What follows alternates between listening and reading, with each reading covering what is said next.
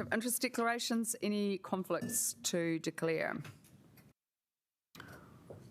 Okay, no, thank you. The confirmation of the minutes, so I move the motion. Can I have a seconder? Thank you. If we can vote, please.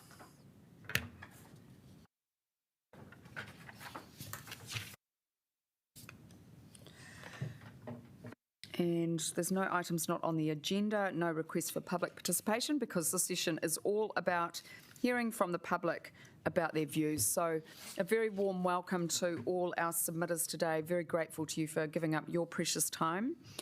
And so I'd first like to call on Diane, not Councillor Calvert.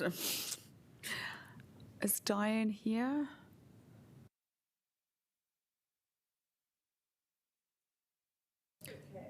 Yeah, oh, no, that's all I've got. Oh. It is Diane. Would you like me to speak?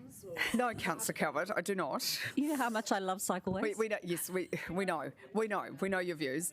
All right, so Diane is not here. Okay, so we'll just see if she comes later. Okay, Debbie Bidlake, a warm welcome to you. Oh, she's not there. Oh, okay. Oh, right. Okay, we're having a slow start then. River, I'm sorry, we do only have a first name. River, is anyone online? Oh, it is. Okay, have we got any submitters here that would... Oh. Catherine, welcome. Come to the table. Thank you so much. Yes, you can sit or stand wherever you like. Oh, you're very experienced. It's all right. You'll be great.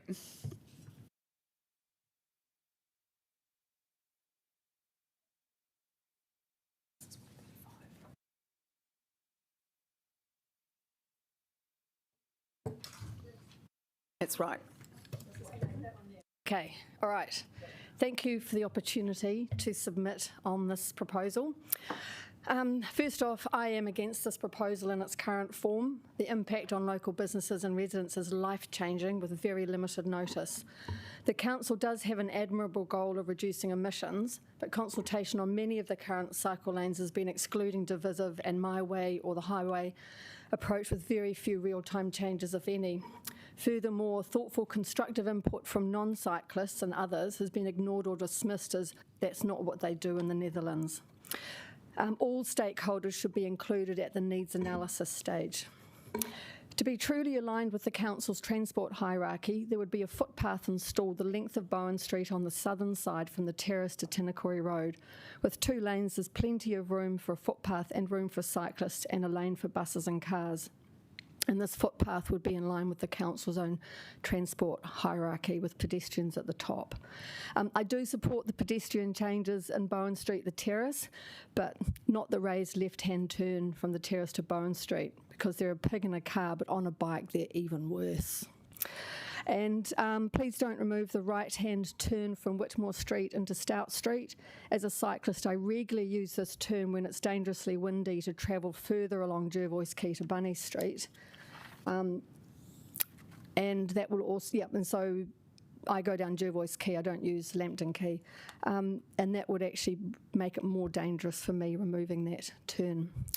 There's a saying that says share the road, which I'm not sure seems to apply here. There are options to improve cycling and keep short-term parking on Tinakori Road, Bowen Street to the entrance of the Botanic Gardens. With a bit of pragmatism and reflection on what submitters have proposed, I am sure there's an ability to make this safer for the 162 cyclists in July 22 using the road without removing the short-term parking. And just on that note, in July 21, there were 250 odd cyclists on that entire section of road outside Garden Road. Personal plea, please don't paint the cycle lane with endless green stripes. At speed, riding on these stripes is like riding on an endless cattle stop. Smooth surfaces for cyclists, as other road users are provided for, would be really nice. I'm not sure I see the need for a cycle lane from Sydney Street west to the terrace. Few cyclists use this route, more people leave town, and there's already a clearway during peak times, making it okay for cyclists and buses, and available for parking at times when there isn't much traffic. Leave it as it is, or make it a clearway only on Mondays to Fridays between 7:30am and 6pm, leaving after-hours parking and access to Botanic Gardens for sports and events like Summer City to be possible. The 15 minutes saved on Transmission Gully will be spent looking for a car park. Furthermore, this is my endless plea. What's the success criteria of this proposal, and where are they noted, please? There needs to be a clear outline of the success-fail criteria so it is transparent whether the proposal is workable or not, and under what conditions will the changes be reversed. Given that the proposal states it's easier to get around by bike and bus, does the council have starting numbers on cyclists on each section of the road and passenger numbers prior to any construction to use as a comparison? The statistics available only show those cyclists that pass Garden Road, which doesn't include Bowen Street, Tinakori Road, Hill Street, or through the Rose Gardens. And that's me. That was very Questions? succinct. That was really helpful. Any questions for Catherine? There's lots I could have said. Sure. Yeah, fire away. Thanks, Catherine, for coming in. How often do you use this route yourself? I would use it 3 times a week from town up to Kelburn or to Zealandia, and I also use it all the time, every time for my job. Because I don't use a car, I use a bike for most of 80% of my job. Okay, thank you. Can you just take us through the corner that you're worried about being more unsafe as a result of these resolutions? In the mornings, I cycle down Custom House in Jervois Quay. And if it's really windy, which is another story altogether, I turn left into Whitmore Street as if I'm going up to Thorndon, and then right into Stout rather. And from what I gather, that right-hand turn, which has only just been put in, has now proposed to being removed, which means that access to Thorndon Quay will be via Bunny Street or Balance Street, having to cross Featherston Street, which will be detrimental possibly to the shops and businesses in Thorndon Quay. And it will create more traffic probably for Hill Street and Aiken Street for those that come through the motorway. Yeah. All right. Thank you very much. Okay. You've offered some practical suggestions. Really appreciate that. Glad I was here. I Thank appreciate you. it. I like to listen. Thank you. So is Catherine's submission formally submitted to the officers as well? Because I mean, it's full of really sort of hands-on, practical suggestions. On Diligent, all your papers. No, but it was whether the officers, I mean, like, is this a charade or are they actually going to pay attention? Oh, sorry. Sorry. So no. The office. No. The office. Sorry, this is a question about the officers. Yes, of course. So yes, the officers need to take on board these practical suggestions, which a number of submitters are coming up with. Yeah. Great. Yeah. No. Very important. Right, Diane. Is Diane here online by any chance? No. Okay. Or Debbie Bidlake? No. All right. And River? Still expecting? Okay. David, you don't want to go now, or would you prefer to wait? It's fine. Me? Yeah. I'm happy to go now. Oh, brilliant. Okay. Well, you'll give us some good intel.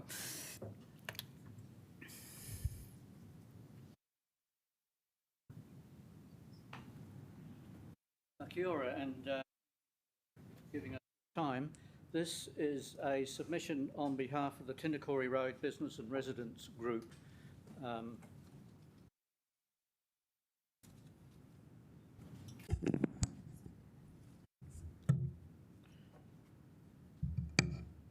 Like that?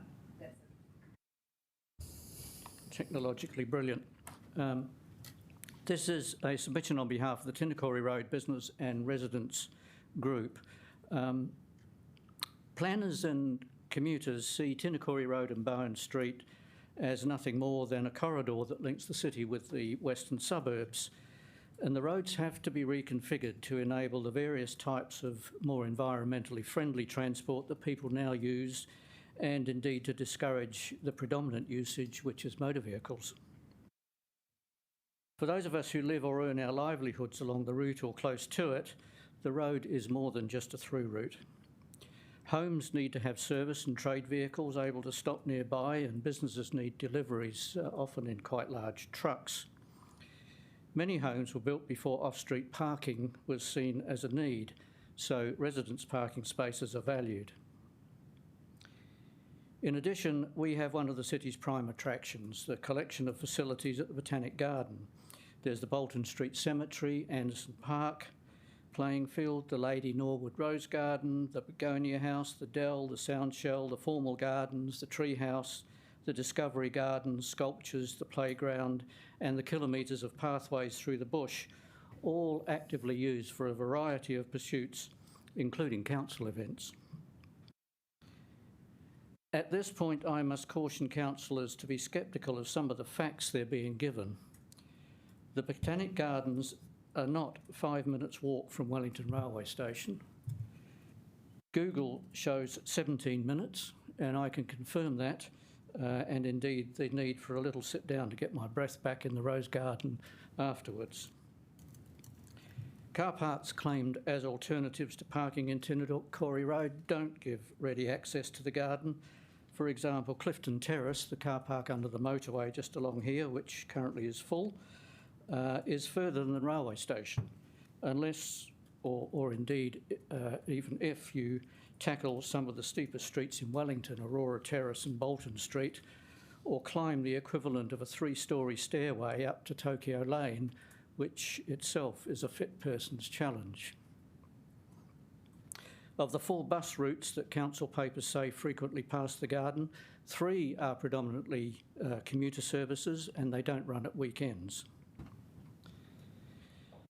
Our submission meets the challenge of enabling safer cycling in our community without so disrupting existing usage of the road that businesses find it impossible to continue, citizens can't overcome the disadvantage of living on an expressway, and tourists and Wellingtonians cannot avail themselves of the healthful, relaxing and enjoyable attraction of one of Wellington's jewels in the crown.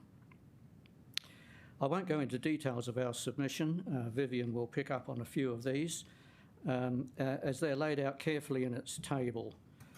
A point I want to emphasise is that because the traffic regulation 13422 addresses only to the end of Tinakori Road, i.e. one of the entrances to the Botanic Gardens, we're left in the dark about plans for Tinakori Village and Glenmore Street.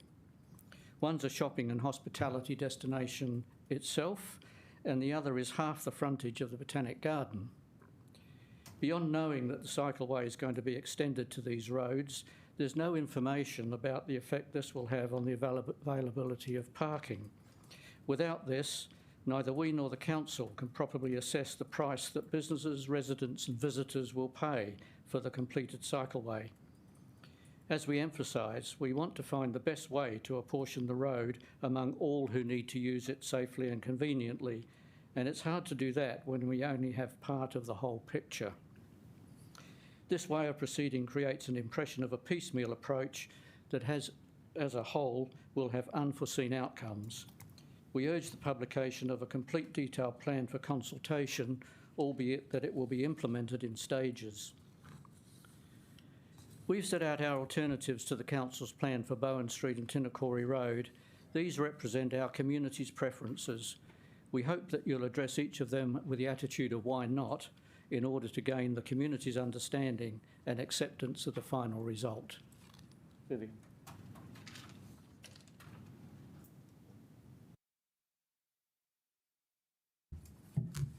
First of all, I hope... Does this do anything? Oh, that's for the... Yeah, so could we have the other slide, please, the council slide first? But yeah, thank you. So first of all, I hope that you have actually had the chance to read our submission. It was emailed in rather than put through the portal, and it's got a detailed table in there of our suggestions. But so I'm happy to take questions on our suggestions. But first of all, I just want to pick up on a couple of points that David raised. The first one being about the facts that are used in supporting council documentation given to council.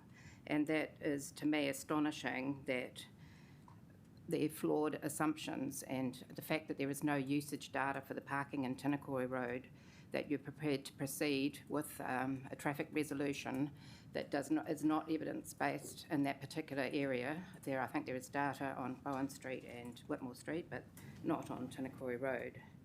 And that's acknowledged in the actual documents that have been published. And secondly, the lack of information about what's going to happen in Glenmore Street does have a big potentially impact on what happens in Tinakori Road. So I think we think that even though that is not determined as yet, but there presumably are some things held in mind for how that will flow on from the end of Tinakori Road. Also, bringing those two things together, though, our suggestion is that I know that the route is already in agreement where it's going, that we should pause at the end of the bus stop in Tinakori Road as it comes around to Bowen Street, which is 120 metres short of where it currently finishes. So you've got your diagrams up there, the council diagrams, and so where the bus stop finishes, and then where the cyclists need to come back out into Tinakori Road is at the vehicle entrance to the Rose Gardens. It's not at the main gates, and I assume that's because there's pavements and things that maybe Let's Get Wellington Moving may plan to do some changes to, but that's some time away. So in the interim, we suggest that you stop at 120 metres short of the current proposal, which means we can retain that short stay parking for particularly for the council amenities, the ones that David outlined, and also for they're used in the evening particularly, and also in the morning for access to the businesses in the Tinakori village and the ones that are actually on the cycle route. So we propose. So if that is not possible for whatever reasons, we're suggesting that maybe the council try out a innovative cycle clearway, but in that same section where we're proposing it finishes at the bus stop, that we suggest that if that isn't going to be countenanced, that it could have it would be for commuter cycling, the clearway, basically like 4 to 6 p.m. Monday to Friday, and the rest of the time available for for other road users to have short-term parking. So if you have a look at your diagrams there, you will see how the second one, how you come out into the traffic. And of course, at the moment, with nothing being proposed for Glenmore Street, this is just starting at, as I say, 120 metres before it is a cycleway to nowhere for the short and the medium term. So this is a 120 metre change to that. And if we could just have a look at they're not so elegant, the drawings that we've put in our submission, which is the other chart.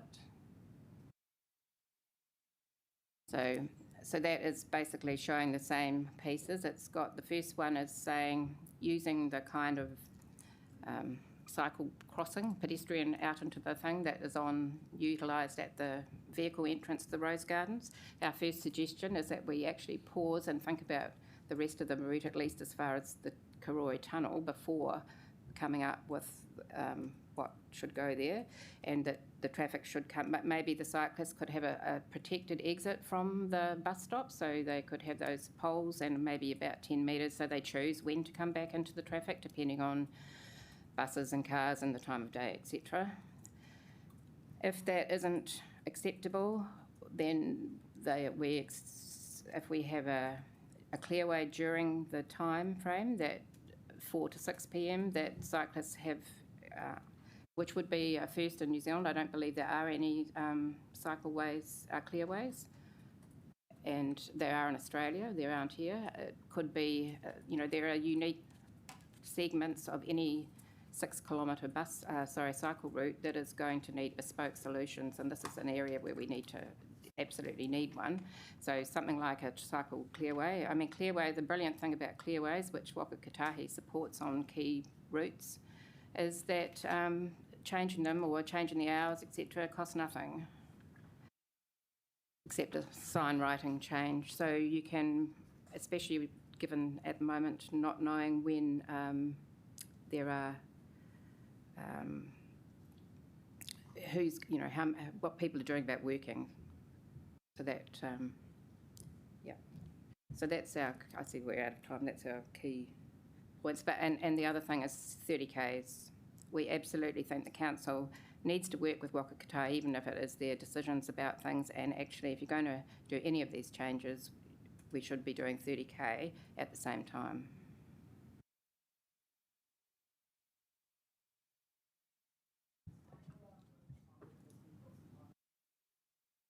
Thank you.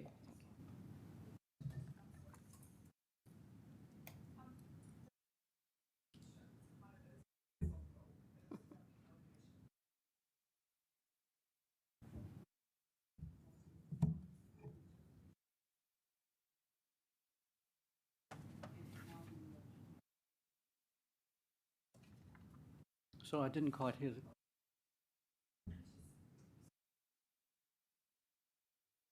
Sorry, I don't have my microphone on. You seem to be making the point about that we need to accommodate all the transport modes. As you know, we have a sustainable transport hierarchy, and I'm just wondering where the community's coming from about whether some modes do have priority, or whether you don't think we should have that hierarchy. Yeah. So, well, no, we totally agree with that. I mean, there is a parking policy, management policies are published by the council. The issue that we have here at this Tinakori Road is a confluence of 5 different parking plans. So I don't know how you make one. I mean, of course, you can make. Is the key one the fact that it's a key transport route? Is it the key one that it's a primary cycle route? And don't forget that you have also got a residential street here. You have a edge of the village community here, and you have all of the access to the council amenities. So what we're saying in our submission is that you need to have a bespoke solution for the area, at the moment for Tinakori Road and potentially for the lower part of Glenmore Street. It needs a bespoke solution that accommodates, and so it's not going to be perfect for anybody.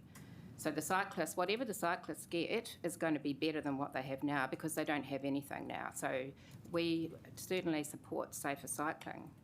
We're not saying that you should, and we're saying this is a 6-kilometre, this is going to be a 6-kilometre route, and taken to its logical or illogical conclusion, this is going to be a 6-kilometre cycling expressway with no stopping or parking from the city, on the uphill side, no stopping from the waterfront to Courier. And how, given all of the other things that need, like the Courier Tunnel, and there's going to be so many things, but even so, Tinakori Road, this piece of Tinakori Road is unique to have 5 different parking requirements, which actually have their own parking plans. How do you bring those together to fit the community?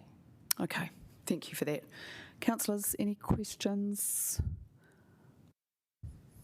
No? Councillor Young, I was looking at you. All right, look, thank you very much. And I know you've done an amazing amount of work, so thank you. And we'll look at those suggestions again. Oh, sorry, Councillor Foon.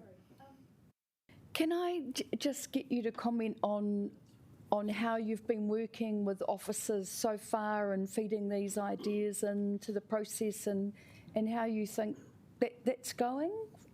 Yes, very, very glad to. Our original submission was made under the old regime of the informational, and we worked very constructively with council officers. After that, we had several meetings.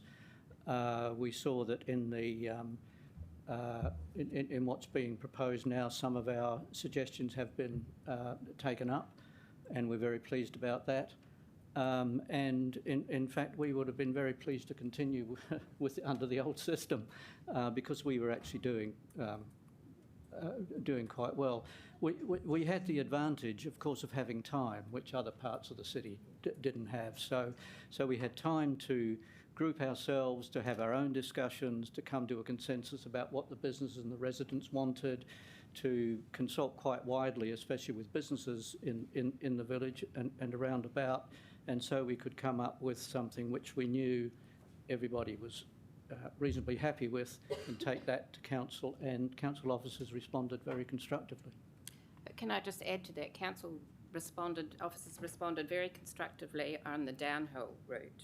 What they have not responded at all on is the uphill route. I think that problem with that is obviously they're completely different scenarios, and you have different guidelines for uphill and downhill to do with speeds, etc. of the, and safety. Dooring, for example, I wouldn't have thought actually that dooring would happen on the uphill side anywhere near as much as the downhill side, because, well, the cyclists are going slower for a start, but unless they're on an e-bike, which maybe that negates that in that particular case. But the fact that we're not prepared to look at bespoke solutions for segments of cycleways, because we're talking about 6 kilometre cycleway eventually here. At the moment it's just under 3, I think, the current proposal. So the fact that it covers so much different ground as well particularly in this first part, that we do need bespoke solutions, and we're not always going to be, like, we totally support a protected cycleways, especially uphill, where they're possible. We've got constrained roads here. Possible, practical and equitable. And I just think all three of those things need to be looked at a lot closer, particularly in Tinakori Road, but they will arise in other places too along the but in a different way, because I think this is quite unique, having that five usages sort of joining together in one like 200 metre stretch of road. Thank you again for your work. Really appreciate that. Thank you. Okay. And we'll be in touch to discuss before the vote. Now, River, apologies for keeping you late. We have been jumping around all over the place because some people have turned up and some people haven't. So a warm welcome to you. Kia ora. Hello? Yes. I don't know how close I need to be to this. Yeah, no, that sounds great. Thank you. Well, I'm here to generally support the cycle lane. I'm aware I'm being filmed, so I live nearby. Yeah, I mean, this stretch of road, you can hear cars coming for miles. They go really fast. I agree with what the previous submitter said about lowering that speed limit, because once you get above 30 kilometres, the sound really starts to hit. You can't have a conversation on your porch down that street. Walking along, it is unbearable with the noise. I think noise is something that we need to talk about a lot in regards to transport, because when you're going through in your car, you may not notice, but when you walk or when you cycle or whatever you live nearby, the sound coming through is going to, it's just completely overwhelming. It's exhausting. We already have enough going on without being worn down. When I'm feeling brave, will ride a little push scooter, and I can downhill, thanks to that sign on Glenmore Street. I know that I can hit 25 kilometres going downhill. And so it's sort of not a great situation to be sort of forced onto the footpath, especially with the footpaths there being about as wide as this podium. And then I've become the menace, going down at that speed. So I tend to only go at night when I'm sure the traffic will be clear. I've nearly been driven into the gutter half a dozen times. Most drivers are fine, but it only takes one or two to really shatter your confidence as a vulnerable road user. And I think bringing, sharing the road, having more space for more modes will be helpful as well in actually encouraging better road speeds through the design of the road. You can put as many signs as you like, but if a road feels safe to go at 50, 60, 70, 80 kilometres, that's the speed that you'll go, because most people's eyes aren't on the speedo. You just go by, it's that old, you ever been driving and you go, why is this person going so slowly? They speed up just as as you're trying to get past them, because suddenly they've realised, oh, I can go faster. What else have I written here? Yeah, that's pretty much it. It would be great if the cycle lane could go both ways, but I accept that there may be logistical issues that it can't, and in that case, shared downhill is the best experience because you're going a whole lot faster. Yeah, I think that's everything that I had to say about that. Well, thank you. That's incredibly clear.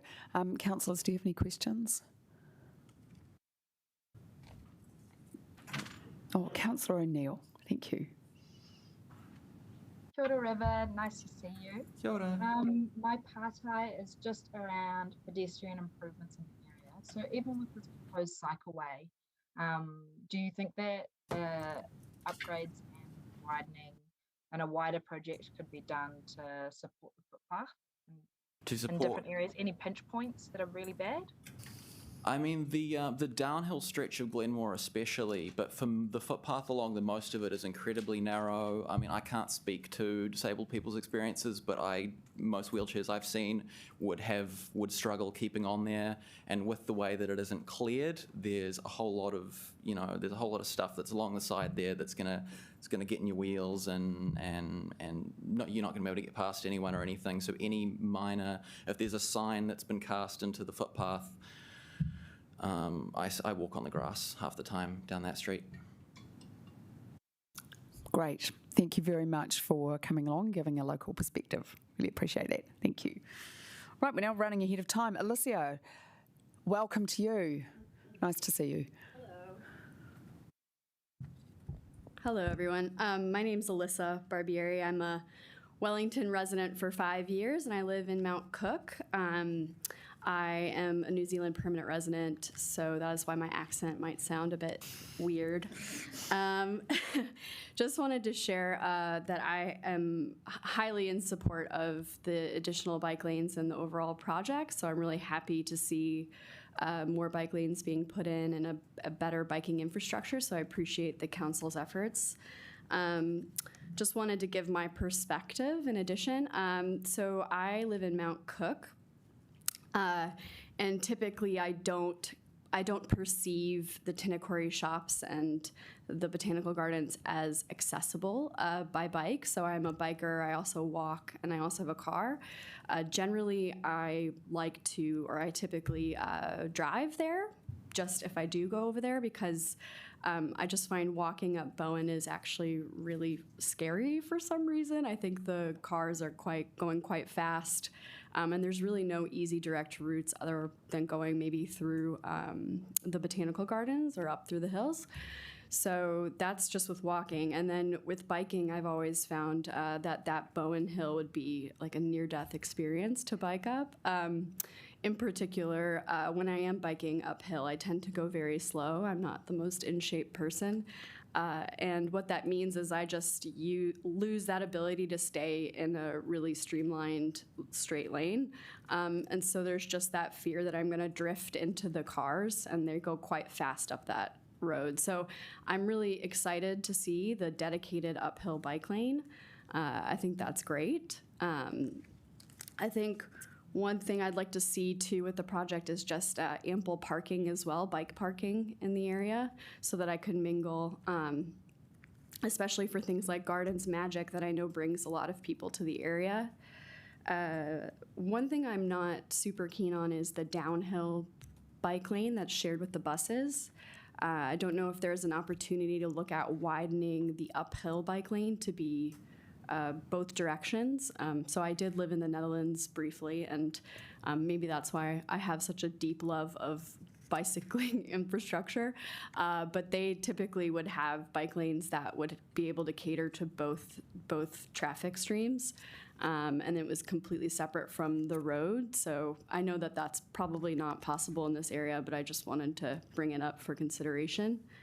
The other thing that I would like to maybe just clarity on, but is the timing. So the specific times for when that bike lane and bus lane is shared.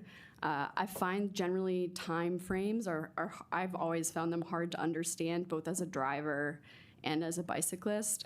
So wondering kind of what the plan is for that, to enforce it, and then also to educate, because I definitely struggle today, and I would feel for a lot of drivers that they would probably struggle maybe to understand that. I also think as a biker, I don't really adhere to any particular schedule, so I do bike around the city at all times. So would like to see some of those cycleways be able to cater to me really at any time of day. I know that's a a luxury but something to consider. Yeah, I think the other thing is just to consider maybe, what the parking plan would be with all of those spots being taken away. I do just wonder what the alternative is for those people that might, people with disabilities who might also want to get to the Botanic Gardens or go to Gardens Magic, do some of the things over there with the shops. And what else? Sorry, just making sure I hit all my topics. Yeah, no. That's great. Take your time. Yeah. The other thing, I guess, just with that shared bike bus lane is that generally if I'm going downhill, I'm going quite fast, and I'd much rather be hit by another cyclist or scooter than a bus. So just, yeah. Yeah, I don't think my odds would be good. So, just to consider that.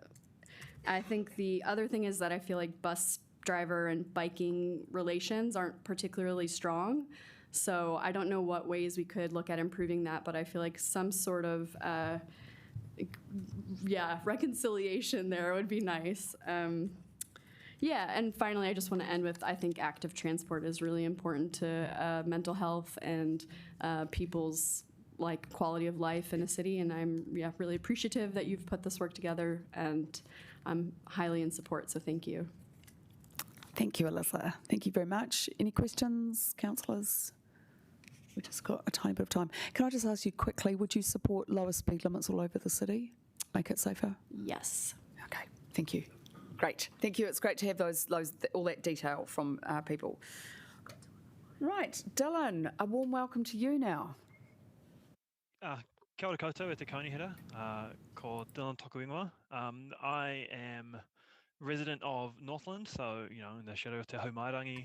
I drive down Tinakori Road, Glenmore Street almost every day, either driving or walking. So I work in Pūroro, but I live in Northland, so I'm often commuting in this area to give some context of where I'm coming from here. So I guess my submission is, I would break it down into 3 parts. I'm going to break down my oral submission into 3 parts. So the first part, I'm going to look at really the positioning of council, and to get it out of the way firsthand, very much support the proposal. We need better cycling infrastructure. Wellington is uniquely positioned in that we have incredibly high public use of cycling and buses and trains, despite the fact that Wellington is a horrible city for almost all of those things. It's way too hilly. There's not necessarily clear linear lanes anywhere, and yet we still have there's a real desire for Wellingtonians to use those services. And certainly myself, I walk as much as possible. I take the train as much as possible, and come into it with that perspective. So the 3 components I'm talking about here are, the positioning of council in terms of supporting the infrastructure. The second one would be the sort of long-term impact, which I, really supporting making these more permanent. So I know this is an interim solution, but supporting the long-term. And then the third one, which is some safety improvements that I could see being made, which I see some other submitters have already made on, but I'll labour those points yet again. So the first one I want to talk about is really the positioning of council. So the first one is that I've seen a lot of these submissions that are made, and a lot of changes have been made to try and get more parking back into the area versus using any sort of exclusive bus and cycle lanes. And to me, this doesn't make a lot of sense. So one of the reasons why we want to get rid of parking is to make driving more difficult. The only way you get people into bikes and to using more sustainable options is to get more people out of cars. And to get people out of cars, you need to make it hard to drive, given that there are obviously disability concerns there. So removing parking, making parking more difficult, making shops less accessible by car, that's an intended consequence of putting in cycling infrastructure, and it means that more people will cycle. More people will make that choice. So I really want to sort of implore you to consider that parking in this location, it's not really needed. There's plenty of ample parking elsewise. People can walk 5 minutes down the road or 300 meters, and those who can't, obviously, there's a necessity for some disability parking, but the amount of parking that's up and down Glenmore Street, it's way more than would be needed for disability parking. The second aspect I want to talk about, if I can remember, is the the permanent nature of the cycle infrastructure. So this one here is obviously an interim solution, and it's cheap and easy to do. It's painting lines on a road. What we really need into the future is permanent separated cycle lanes, because as the submitter has just gone, who said, and some other people have said, sharing a cycle lane with a bus is terrifying. I know from my own experience, walking around buses, they're loud, they're scary, they're a lot more dangerous than a car. You're lucky if you find a bus driver that really cares about pedestrians or cyclists. They're in a rush. Obviously, they've got things to meet. So sharing cycle infrastructure with buses can be potentially very dangerous. And I know that this is an interim solution, but we need a better solution. We need something that's separated. We need something that's grade separated, that has physical separation, because that physical separation makes it feel and be very safe. The other one is that the cyclical infrastructure is obviously the side of the road. I'm not sure if you guys have driven up Bowen Street lately, but with all the slips we've had, there's constant slipping. And I know that another submitter's made this as a point in one of their presentations, is that there is a lot of, you put the cycle on the edge, which makes sense, but oftentimes in Wellington, what we have, especially on these steep streets, is that cycle infrastructure is the first thing to get gone when a slip comes through. And I know from experience that there's no priority put to clearing the cycle lanes, which means that the cycle lane has rubble in it for an extended period of time, and that's obviously a maintenance issue to consider. And I've kind of already touched on this, but the third point I want to make is some of those safety concerns, which is, relating to, we need separated cycles. So obviously the uphill with cycle only is very good. There are quite a few conflicts down in the town part, although I can't really speak to those. I'm not a traffic engineer, but I certainly saw a lot of conflicts between cyclists and cars. So reducing those conflicts is important. And the cycle lane being shared with the buses, I think, is the one I really want to hit home with, is that it can be incredibly dangerous. It's very, very scary. And I've experienced that myself, and I've certainly seen it from my own experience walking and driving that route, is that, I make a lot of accommodation for cyclists, but oftentimes you can see a bus very near to a cyclist, and it's quite terrifying. Another aspect is the parking as well. So the clear lane option, I think, is very, very poor. Those clear lanes, even just this morning, there were 2 cars parked in the clear lane going downhill on Tinakori, Glenmore Street. So the clear, is there enforcement there? I'm not sure. Clear lanes don't really make a lot of sense to me. People cycle at all times of the day at night. There's no reason to have a clear way except to try and sort of claw back a little bit of parking for these businesses who primarily, and lots of research has shown, get more money and have more attendance from people who are cycling and walking. So I really just want to emphasize that I'm in support of this proposal for sure. I think that in the future, I'm really hoping that this is made even better again. And I really hope that we can work to improve, because the issues I'm seeing here are minor compared to the fact that we need this infrastructure, and that uniquely these streets are big and wide, so they have a lot of space where other streets in Wellington don't have a lot of space to do that. So thank you very much. I think that's the sum total of it all, rushing through in 5 minutes. No, that's great. Can you just quickly tell us about how you manage your transport? Because you are travelling quite a long way every day. I'm just curious. And so you're mostly trains?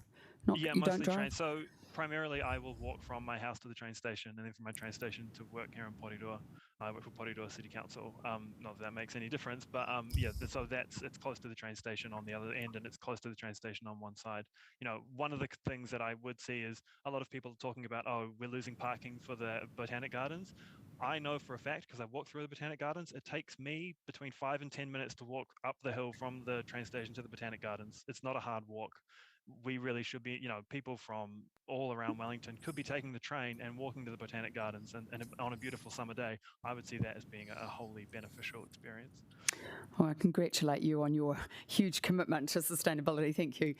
Any quick questions? No. All right, you've been very clear. Thank you so much. Awesome. Thank you very much. That was really helpful. Right, Mark, are you around? Mark Skinner? Yep, I'm here. Oh, lovely. You can come forward now. I'm very keen to hear what you've got to say. All right. Sorry, first time ever doing this. Oh, we do not bite. Kia ora, I'm Mark. I moved from Titirangi to Wellington in 1968. I run a gardening company since the 80s. I've lived on the main street, Ridderford Street, Newtown, for the last 30-odd years. And I love the convenience of the local shops, takeaways, etc. Parking has always been a huge issue here. when gardening and in most areas in Wellington. We know removing car parks hurts local businesses and residents. Cycleways remove these car parks. I drive past cycleways every day, seeing a few cyclists on good days like yesterday's, but on normal Wellington days I see only one or two, often none on the really bad days. This limited usage cannot justify the inconvenience or economic cost to thousands of daily commuters or ratepayers. People are busy. I believe apathy has really damaged the process of our democracy. I'm guilty of it. But if someone like me is willing to give up time and energy, then what do the other people really think? When local ratepayers groups are challenging our council in court, it's a pretty strong message there needs to be more dialogue. I believe council need to go back to the people, re-engage, maybe ask in different ways, use text, email the question, do you want cycleways? Considering the negative impact of the current cycleways, shelve these unpopular plans, go back to the drawing board. Surely there are better options for Wellington. That's what I think anyway. Thank you very much. Councillor Calvert, very succinct. Thank you, and thank you for coming in. You were saying about what people were really thinking, and Council did a survey earlier this year which basically said 88% of Wellingtonians weren't satisfied with the decision-making of this council. Do you think some of the issues around cycleways is reflective in that? I think most people I talk to don't agree with it. I think the cycleways are part, there's bits here and bits there, and I don't think they really work. And I think the numbers using them just don't justify it. So I think, I live in Newtown, obviously, that I think is a disaster. Island Bay is the same. As far as I know, 95% of the people didn't want it. Even Paul Eagle came down and said he was going to stop it, but it didn't, did it? And because there's there's a mixed use required for our roads, do you think the council should be thinking about off-street car parking or car parking buildings? So if we want to get cars off the roads from parking, having strategically placed car park buildings would help? I don't think car parking buildings are the answer. I think coming up with alternative routes for the cyclists would be a better option. In Island Bay, maybe they could have used Derwin Street and gone up the back there and then across the Wakefield Park and then up through Stanley Street and all there. That would be a hell of a lot better investment than all those traffic islands down Island Bay Parade. I mean, when's the first old lady or old person going to fall over and break their hip off one of those bloody curbs? You can't park the rubbish trucks off the side anymore. I don't know. I'm not a roading engineer, I'm a bloody gardener, but, that's all I can say about it. Thank you. Thank you. Thank you. Deputy Mayor Free. Thank you, Mark. You just made the comment that, about democracy and asking people what they want. And I guess my question to you would be, have you ever submitted on one of our annual or long-term plans? Because that's when we actually put all the projects up together and ask people what they want. Yeah, I have seen the adverts, for the submissions, but I have never, ever put anything forward. This is the first time I've ever done anything about this, just because I think now people need to get involved now, because otherwise, we don't get what we want. And if you don't get involved, you can't really complain about what you do, can you? So that's how I see it. But I think, the council does. It needs to go back to the people and ask them again. And I think the way that you ask people needs to be different. You got to go and, I don't know. But there must be a way you can ask them that you'll get good, a true picture of how people feel about it. Okay. Thank you for that. It's useful feedback. Thank you very much. It is good feedback. Really appreciate your time and thank you for making your first submission. And I hope you will come back. Oh, maybe. Thank you. All right, bye. Thank you. Right, Dr. Anne Phillips, warm welcome to you as well.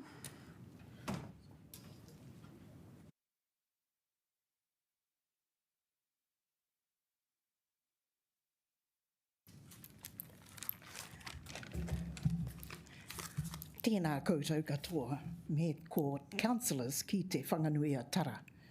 Ko Ngāti Ruahine taku iwi, ko Kānahi taku marae. Pipitia tōku kāinga, ko Anne Phillips taku ingoa. Nō reira, tēnā koutou katoa. Hello everybody, and hello particularly to councillors.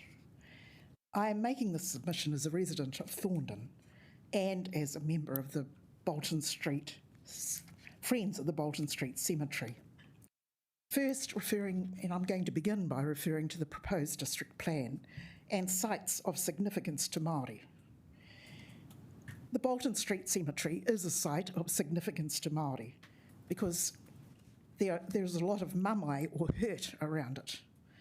Not only because of the past excavation of the disinterment for the motorway, but also because of the number of Māori tupuna who are buried in the cemetery. I believe that the historic heritage is a hidden gift in the Wellington city and landscape, as its many walkways are part of its historic heritage. So my submission makes 2 points about pedestrian accessibility. Ko ngā waiwai haere te paikaka ki te Botanic Gardens.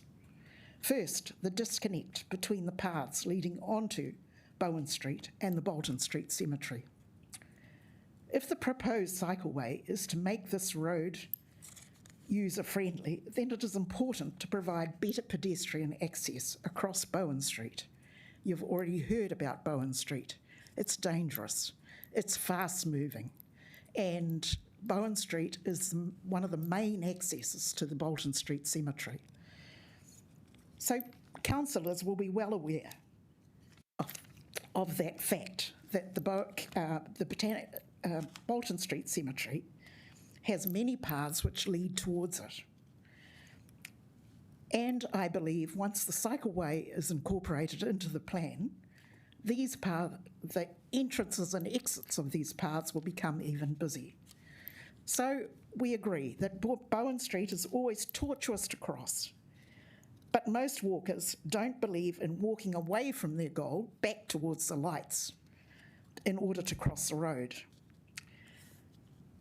Second, the Botanic Gardens entrance onto the two roads, Tinakori Road and Glenmore Street.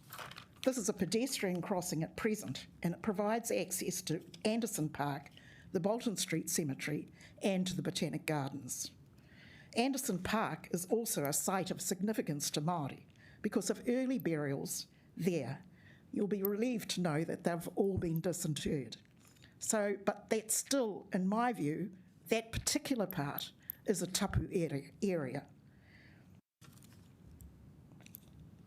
The Botanic Gardens is at the heart of Wellington's historic heritage. I don't think there's any dispute about that.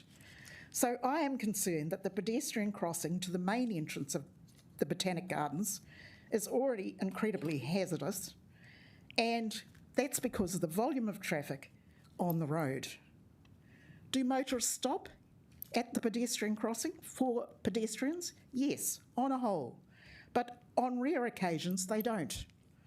Only anecdotal accounts exist in my book because people who are hit by a car gently, because the car often crunches to a halt, I put gently in inverted commas, there is no point, they think there's no point in actually deciding or letting people know because they don't have the number plate numbers and there's no cameras. I also wondered, and this is the conclusion of my submission, whether the planners had paid proper attention to the Botanic Gardens of Wellington Management Plan in 2014. I have difficulty reconciling the proposal with that Botanic Gardens Management Plan. So that's the end of my submission, and thank you very much for listening. Thank you very much for that. That's incredibly helpful. Councillors, any questions? Councillor Calvert. Yeah, look, I just want to be clear. So what you're saying is essentially that you'd like you think there should be more focus on the pedestrian ways in and around the Botanic Gardens. Particularly for those who walk, there's a whole lot of specially constructed paths that are really part of Wellington's history. We were all walkers at one point. So I'd like to be sure that when those pedestrians exit those walkways, that there's a clear pedestrian right-of-way of some kind, or at least some acknowledgement that pedestrians are present and don't have to look, you know the fast trot in Wellington. Look quickly and dash. So, yes, so thank you for the question. Thank you. Thank you. Thank you. And I did ask about whether we were looking at more pedestrian improvements. I understand that's really part of Let's Get Wellington Moving's work, 2024 to 2025. But we'll have another look at that, just to have another conversation with officers about if there's anything we can do. But there is some intention to do some bigger interventions. I think that councillors need to be aware of their power. You are powerful, influential people. And Let's Get Wellington Moving is very much under your provenance. So I'd urge you to ask them to make improvements quickly. Thank you. That's heard. Thank you very much. Nick Russ.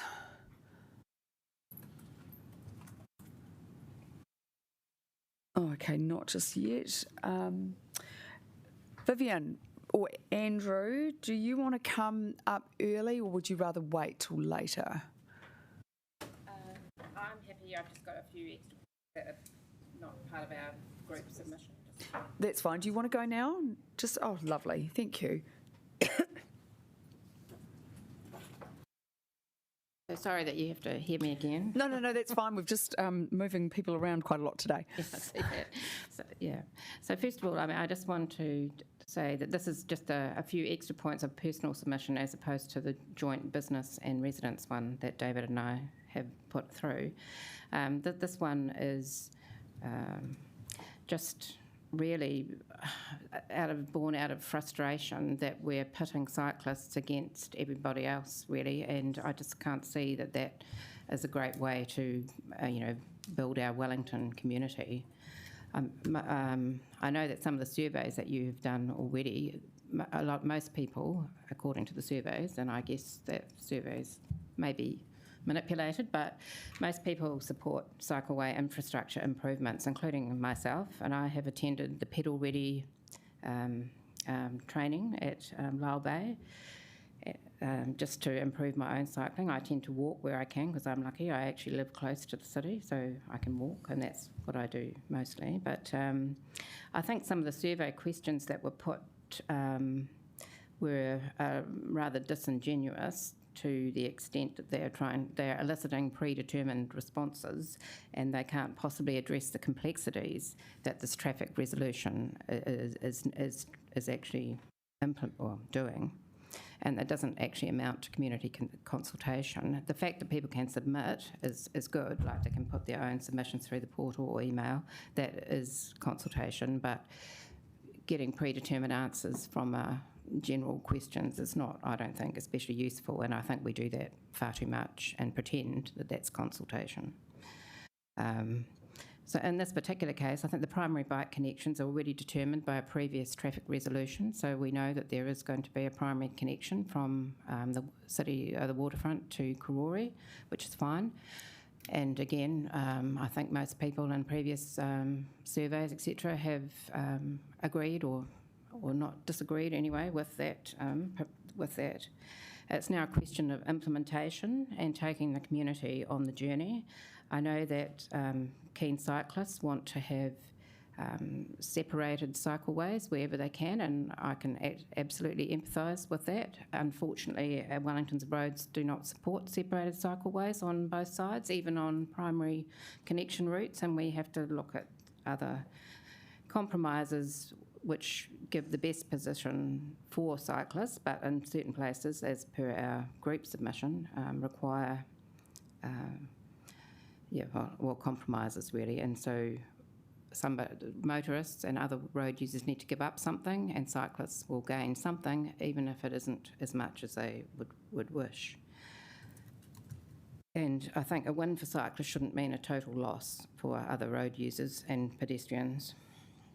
I think we need to look more at weekends and evenings versus 24 hours a day. I know that cyclists can be active 24 hours a day, but there are a lot of the particular parking areas or parking requirements vary a lot on weekends and in evenings, and especially around in the top of the local area around Tinakori Road and going back to the village.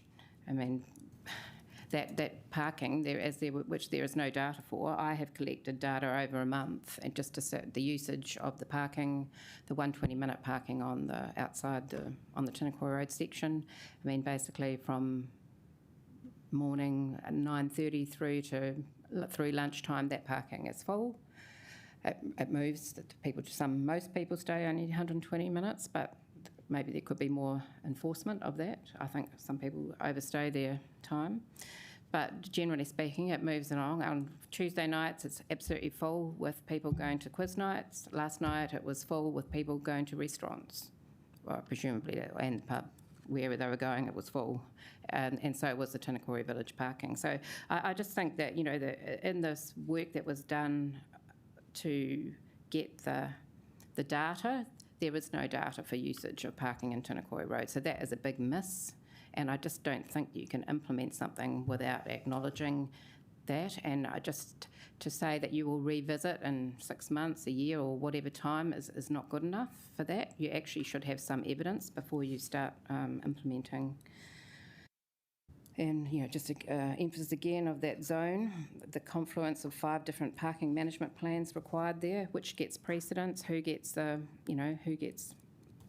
everyone. Some people will need to lose and something, but they shouldn't have to lose everything. So again, emphasis the 30k speed limit, possibly even extended through Bowen Street down to where it starts the 30k safer roads down towards the end of Bowen Street. I think that is, especially in the downhill protection, it might mean some cyclists have to go a bit slower when the road's not busy, but then that's not necessarily a bad thing. And I think other safety message, there is also other routes available for cyclists. There's Sydney Street West, for example. People don't necessarily need to travel down Bowen Street once they get to Sydney Street West, particularly if they're going to the new government buildings there, which is going to house thousands of people. There is a route behind down Sydney Street West by the car park and out to Museum Street, which could be utilised. I mean, maybe the council needs to think about bylaw changes and actually perhaps have some kind of cycleway on the flat part of the gardens. I mean, I'm sure that can happen very easily, but it doesn't mean to say that we shouldn't look at that kind of thing.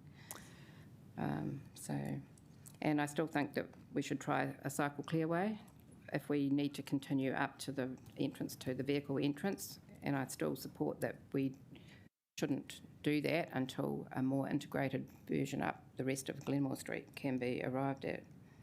And I support the changes and thank the council officers for the changes that they have proposed for the downhill way. I do get that bikes and buses are probably not ideal, but we do have a very constrained road and there's just not room to have everything.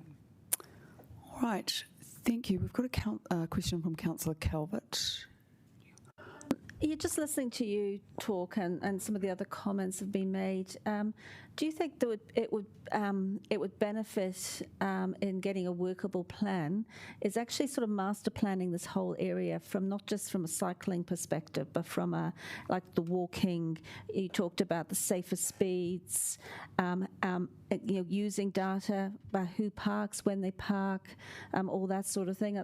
To me, listening to you talk and saying these things. That's totally what's been missing from this thing. So because it's a primary cycle route and you're trying to roll it out, I get that, but it is not, it can't be done in isolation.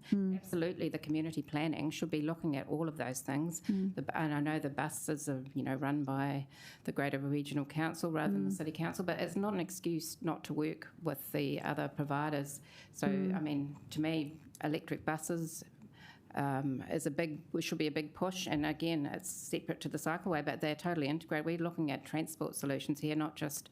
And cyclists have missed out in the past. I do agree. I mean, there isn't until we started putting cycling infrastructure in. They just have to take their chances, and we should be reducing that and making it as safe as possible. But we can't make it fully safe, and I don't think. Obviously, it will contribute to environmental emission reductions, but on its own, it is a very small part of what we need to do for environmental planning.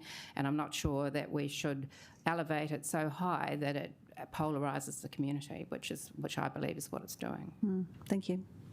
Right, thank you again for all your work. Really appreciate that. Thank you. Right, now we've got Nick Russ before afternoon tea. Welcome, Nick. Afternoon, everyone. I'm just making sure I'm on. Is that coming through okay? You're a bit soft. Can we get the volume up? Can you hear me now? I can speak up. Oh, that's great. Thank you. Just so everyone can hear. Yep. Excellent. Do I just get straight into it, do I? Yes, you do. Thanks, Nick. Yep. So basically, very supportive of building the cycle lane. It'd be great to see it happen as soon as possible and be extended. I bike along that road and find it very dangerous, particularly the 2-lane bit of Bowen. You'll always get caught out with cars zooming up behind you and going to pass and realise there's someone outside them. So it's quite a dangerous road. The cycle lane will be a great improvement. Obviously it's a very busy cycle route into Pūroro, so anything on that route that'll help. I'm sure, like everyone said, obviously there's environmental and carbon impacts and benefits of getting people on their bike. I probably have more of a safety aspect on it. I work for a medium-sized organisation, but unfortunately and tragically, we've had one friend and colleague killed whilst biking to work, and we've had a number of people put in hospitals in the last 2 months as a result of being crashed into in vehicles. So as much as anything, I think we just need to push on with these cycle lanes and protect people's lives. I know some concerns have been raised about the risk of parking. From my observation, being one of those people, most of the people that park along there clearly are people working in government agencies, utilising the parking differential between coupon parking and paid commercial parking. You can tell this by the fact that it's chock-a-block at 6 in the morning when people are getting there. That's how early you have to get there to a park, so it's not people visiting the gardens, which there seems to be plenty of parking available for people who need to access the gardens. So there's just couldn't encourage the council more to proceed with these cycleways as they're doing at pace, and like I said, primarily because it actually saves people's lives and prevents injury. Right, that was a very clear submission. Mayor Foster. Yeah, thanks, Nick. I also occasionally bike down from Courier, often down that route. So my question is, I got the point about the cycling uphill, the downhill bit, because then you're usually going at least the pace of the cars, if not faster than them, and the buses as well. How beneficial is a clear, well, yeah, you've got a clear way in the morning anyway at the moment down Bowen, but how beneficial is that to be a 24/7 arrangement in your books? Oh, it depends on your level of cycle competence, right? But I hear what you're saying, right? The uphill, the speed differential clearly makes it work. Yeah. But going downhill as well, as you know, it can be a bit of a racetrack. There are people turning into the other car parks, although it is a clear way. But I think, again, separation is key. It's probably, from a safety lens, you're right, the uphill side is more critical. I think Wellington and buses are always a risk. So they're big, and you've got to be even more careful. So separation's always going to be better, but I see the perspective it is, particularly on that street, the priority would be the uphill side. No, thanks for that, Nick. Thank you. Any other questions, councillors? Nick, I presume you would support widespread reductions in speed to make cycling safer too? Yeah, but it needs to be enforced. I work on the terrace, live in Courier, and the amount of cars that have complete disrespect for the 30k zones, and I forget where the police got to with the enforcement strategy. Yeah, it's got to help, but it's just, while it's not enforced, it's probably had a minor impact, but it would absolutely help. Great. It is an interesting thing, biking up Glenmore and Bowen. I take a different route depending on the time of the day, and sometimes it's busier when it's safer when it's busier because the cars are going slower. Sometimes when you go after the peak, you feel more exposed because people are able to drive faster when there's less traffic. So again, in both circumstances, having a dedicated protected cycle lane is a superior outcome. Okay, thank you, Councillor Day. Thanks, Nick. It was really helpful submission. I guess the only other question just is around the, we've heard a comment earlier just about the being doored issue and the uphill versus downhill.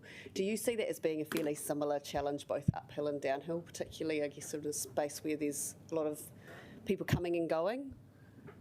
I guess because I tend to bike business hours, the clearways mean that the dooring doesn't happen. To me, it's actually the speed differential of being passed and changing lanes that I find most critical. The amount of people that come zooming up behind you, go to change lanes, realise there's someone outside you and either have to close pass or slam on their brakes. I'm assuming for other people who are commuting during the day, the door open is a real risk because of the way the parking encroaches into the lane and wanting to keep left. You really put yourself being exposed by biking within that sort of area where a door can open and catch you out. Thank you. That's really helpful insight there. Thank you. Thank you very much for giving up your precious time and giving us those insights. Really appreciate it. No, I appreciated the opportunity. Never done anything like this before. Oh, so, great. We love having first-time submitters as well. Thank you, as our more experienced ones. Thank you so much. I commend the council for following up. I certainly ticked the box, and the team doing this reached out and communicated and explained the process. So great work to those organising. Oh, that's nice for our staff at Democracy Services. Thank you. Nice one. Hey, thank you That's for great. taking the time. Thank you so much. Yes, bye. Andrew, would you like to go early or would you prefer to wait? It's totally fine to wait.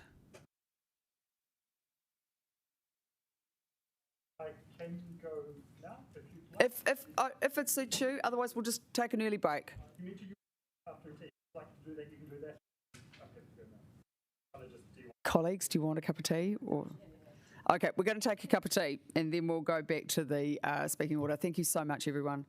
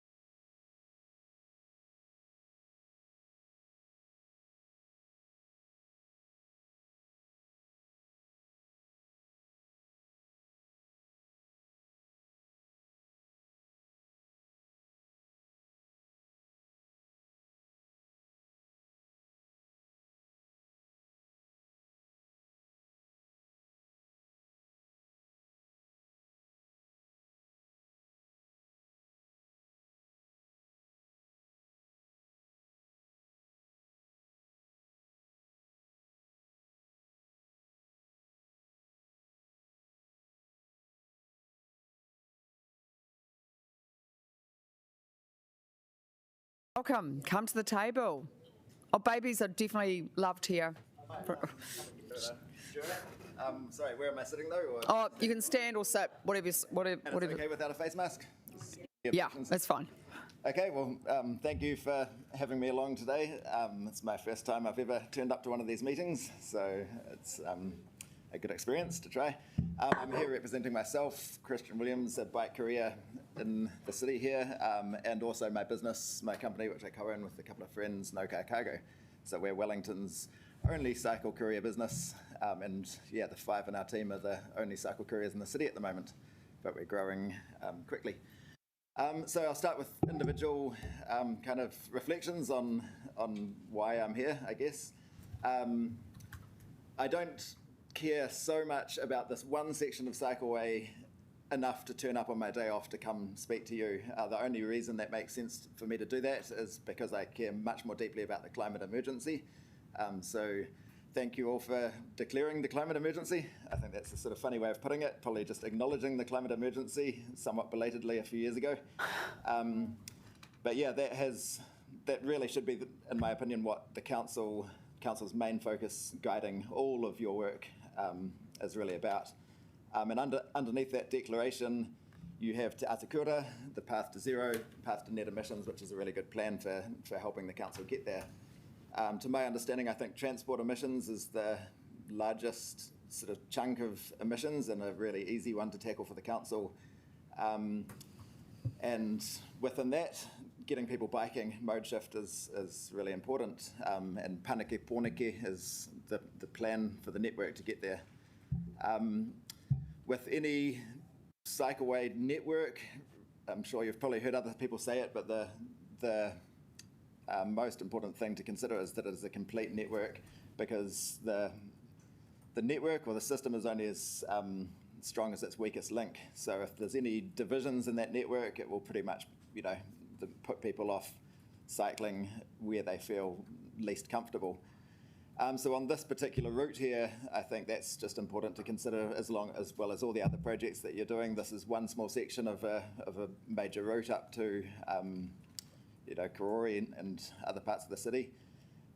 So I think you need to look at every single section and think, if I was a new cyclist, what would be the part of this little section that we're doing here that might be the most intimidating for a new cyclist to take on. And I haven't looked really, I'm not here to speak to the sort of detailed designs, which I'm sure other people were covering, but I guess off the top of my head, I'd consider the intersections, particularly Tinakori Road and Bowen Street, along with Bowen Street down the bottom here, and how people might navigate that and turn right, and where they might feel their heart racing. Now, I'm a cyclist by trade. I've been a cyclist for decades. I pretty much use that as my main form of transport. So this cycleway isn't something I feel like I need. I cycle up there all the time for work. I cycle all the way around the city every day, and I feel like I have become one of those very confident cyclists that, I don't need cycling infrastructure. But I would like to call my main piece of evidence here. Carla. 6 months old, unfortunately. She's not able to get on the bike yet, but she is really looking forward to getting on the bike. The plan is that she will be by the summer. I think she's sitting up and holding her neck, so I think she'll be ready to cycle. She loves strengthening her legs and kicking around. So the hope is that me and my partner here, Nicole, who's a less regular cyclist, but an occasional cyclist, hope to be travelling by bike to the Gardens, to Gardens Magic. That's actually where I first met my partner, up at Gardens. This was not part of the submission. Yeah. Didn't ask for permission, but we will definitely be planning a picnic in the Gardens Magic, and I hope the cycleway will be sort of installed by then.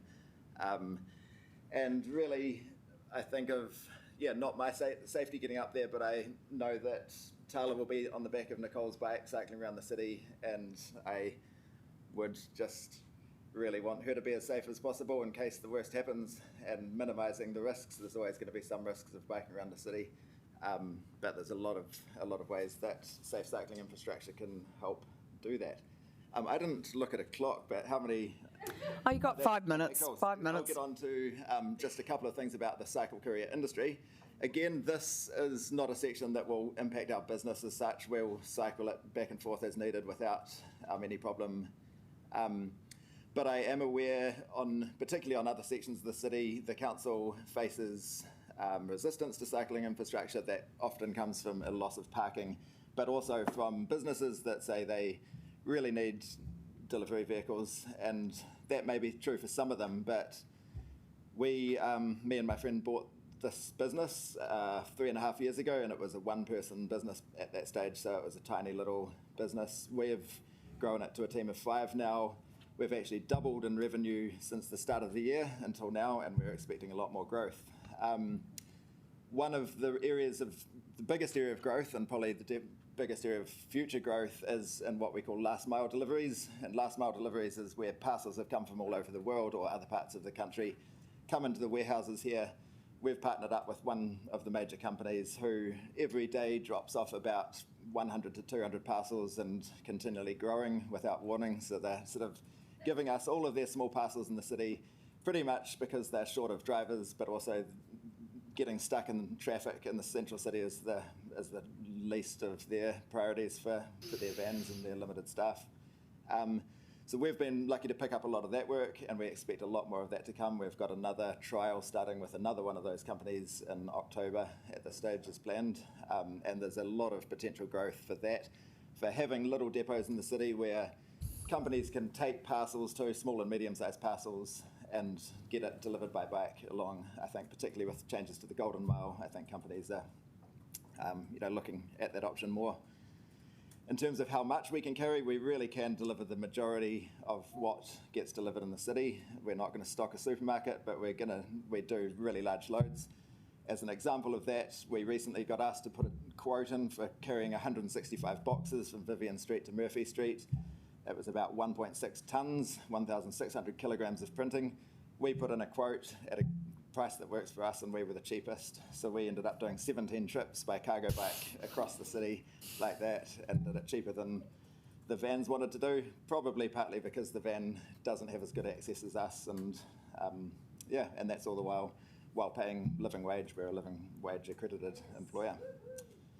So I think that's enough for me. There's a couple of minutes left if there's any questions on that, but I guess that business part focuses, most of my submission really focuses to all cycleways across the city, but I just urge you to make sure the network is complete.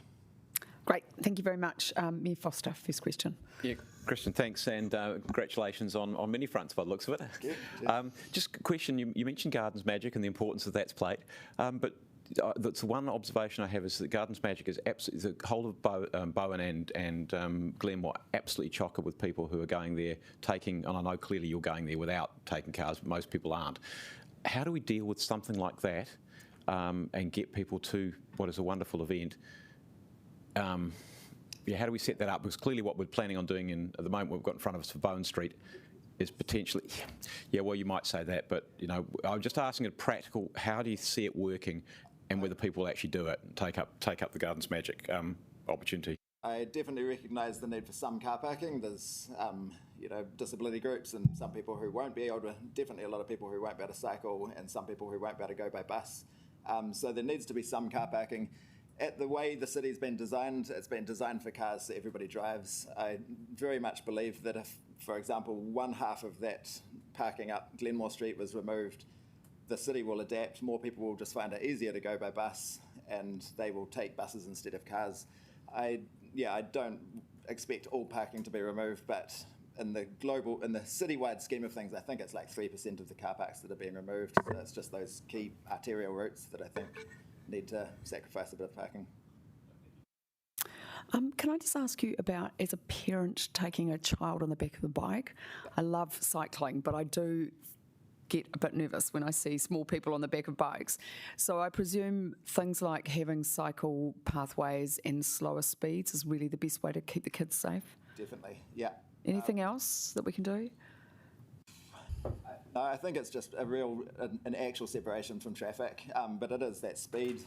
There's, it's the more you feel that you've got buses and cars going really close to you, the more intimidating that's going to be. And it's a psychological thing. I think once you get to become a confident cyclist, there's a lot that you can do to be safe. I trust myself carrying tala. But it is, those, I think you've hit the main things, is just not having obstructions, sight lines, and that usually comes from car parking. If a car park is in the way from somebody pulling out of a driveway, that instantly puts cyclists at a lot more danger than without parking. So there's no way around removing parking to make it safe, unfortunately.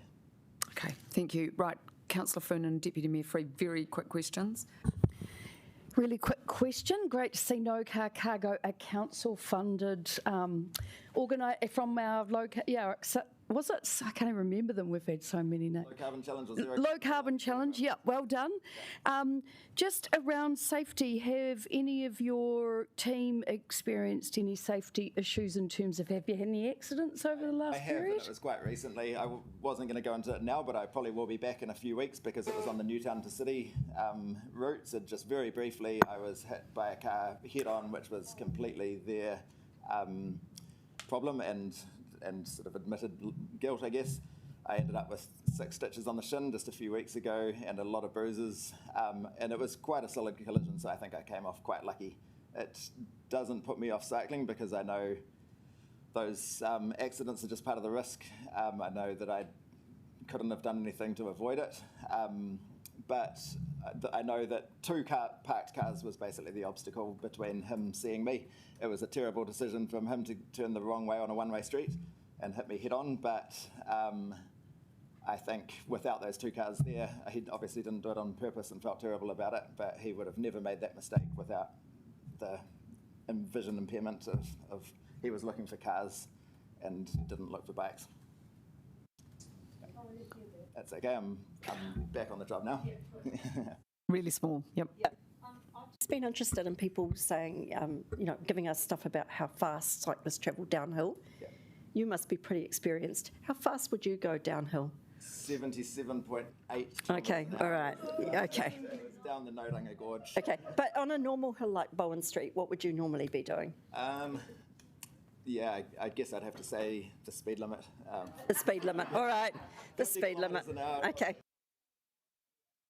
No, it's definitely possible. I mean, we use e-bikes, I haven't said that, but we do go a lot faster than the average cyclists, and easily the speed limit, I take the lane and We'll take the speed limit.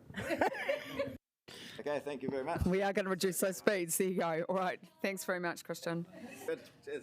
Chris Ford, warm welcome to you online. Chris, we definitely need to hear from you. Welcome. Kia ora koutou. Kia ora koutou, everyone. Afternoon, Councillor and councillors on the panel. Thank you very much for the opportunity to talk to the Norwood Begonia House upgrade. And I realised that many of you would have read, that all of you would have read our basic submission, but I just want to draw your attention. How many minutes do I have? 10. 10 minutes. 10 in terms of 5 minutes speaking time and 5 questions. That's absolutely up to you, Chris, how long you want to talk for. That'll be fine. I just want to clarify that. Thank you, Chair. Now, anyway, I just would like to point out some key things from our submission. As you'll see at the beginning of the submission, you would have read a quote from a user, wheelchair user, in the Wellington area, who reflected to me as to how important Lady Begonia, Norwood Begonia House is, including the cafe and garden, in terms of its existing accessibility. But I think we think that bolstering its accessibility would be really key here. We think that the opportunity for change really presents itself. So we did have feedback from members in terms of accessibility improvements. One of the key things that we really, really stress within DPA is the need for all new buildings as well as retrofits to to meet universal design standards, building standards, something that the Auckland Council was very good at already, and that it has guidelines which assist in this. We'd like to see every council in the country, by the way, adopt these. We talk about specific areas of the Begonia House, and then in particular we talk about in the submission, we would like to emphasise the need for accessible toilets. We'd also like to really stress that regarding the winter garden area, some disabled people and people with health conditions are unable to currently access this feature due to its high humidity, which impacts on people with respiratory issues. Therefore, if the winter gardens are retained, one member recommended that an internal glass wall be installed so that people who are not able to access the garden are able to view it from a safe distance. We'd also like to see, obviously, improvements to seating as well, in terms of having it there in terms of variable heights. We'd like to, in particular, point out the need for additional mobility parking spaces. 3 additional parks was what we're essentially calling for. And one of the basic things that our members reflected upon is that the Botanic Gardens needs to be reviewed in terms of the Rose Garden, especially around its physical accessibility, given that many areas within it are only currently accessible via steps. Therefore, we recommend that the accessibility of the Rose Garden is reviewed, and that if this is done, that ramps be installed to improve accessibility. Overall, we really emphasise the fact that a co-design process for the Begonia House upgrade is undertaken by council. I can facilitate that at my end by contacting our members if that's going to be done. We really would emphasise that it should be done. And also that we be involved as Disabled Persons Assembly and alongside other disabled persons organisations like, for example, Blind Citizens New Zealand, Kapo Māori Aotearoa, People First, and also the Wellington City Council's Accessibility Advisory Group as well. Therefore, that's the bulk of our submission. You can see that our key recommendations are there, and I now, through the chair, am open to taking any questions or queries you might have, that members might have. Chair. Thank you so much, and thank you for all the really practical suggestions you've got in your submission. Councillors, any questions? Can I ask one, Chris? I sort of hadn't understood we were taking mobility parks away when we were building our cycleways. We've been trying to be really careful about that. But then you've got a recommendation later on saying that, that we should be doing that, which of course I'd agree with. But yeah, do you have sort of some examples of where we've removed all this mobility parking and not replaced it? Being based in Dunedin, I don't have any readily to hand, to be honest. I could ask our local membership as to where this has happened.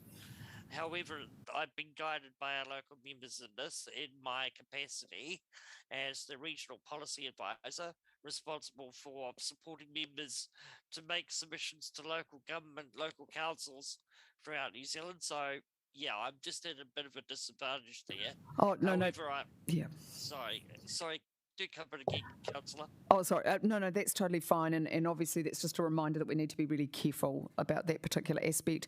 And then the officers will be listening because there are some practical suggestions. Yep. Yeah, sorry. Councillor Matthews.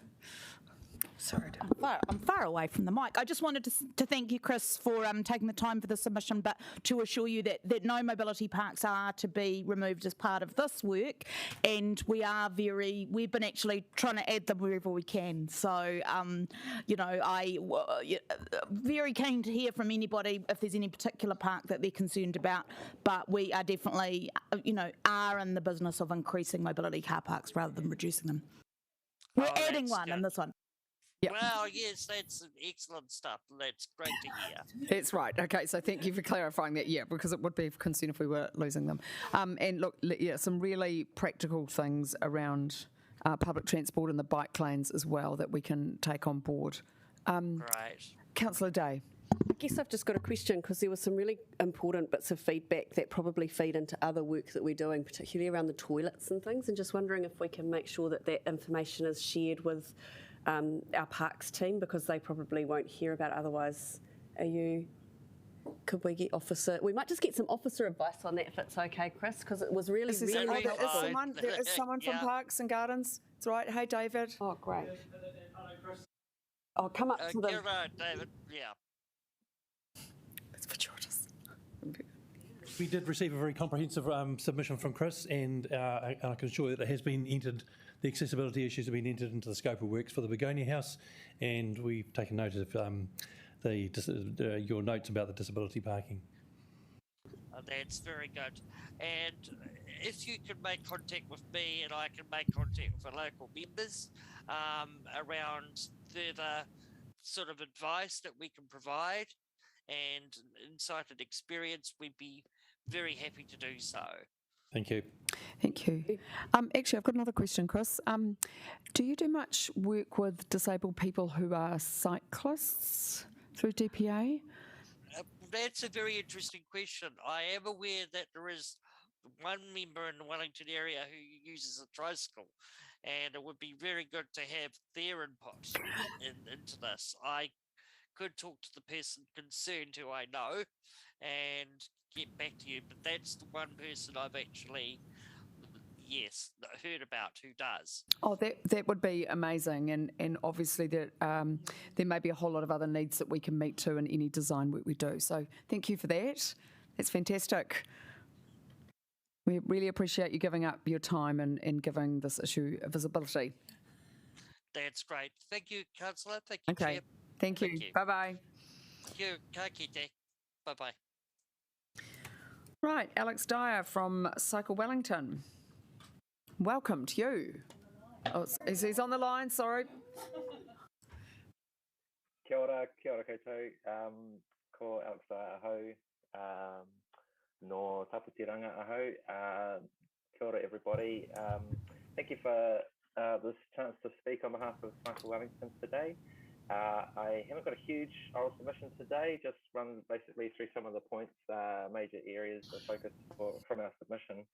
And take some questions, I guess. So it's generally because we're really in strong favour and support of this plan. So on the back of the New Town to City transitional project, this is another transitional project, and in that regard, we're really excited to see it progress as fast as it has, and I hope that it can go in quickly and start getting some more feedback. So which is the next part of my my messaging really is that the nature, I guess, of the intent of this project has been to reclaim a new public focus and a cycling and walking and bus focus for this corridor. Very important corridor into town, and to do so in a way that's really turned it around fast. So we're really quite cognizant of the constraints that the team have been working to.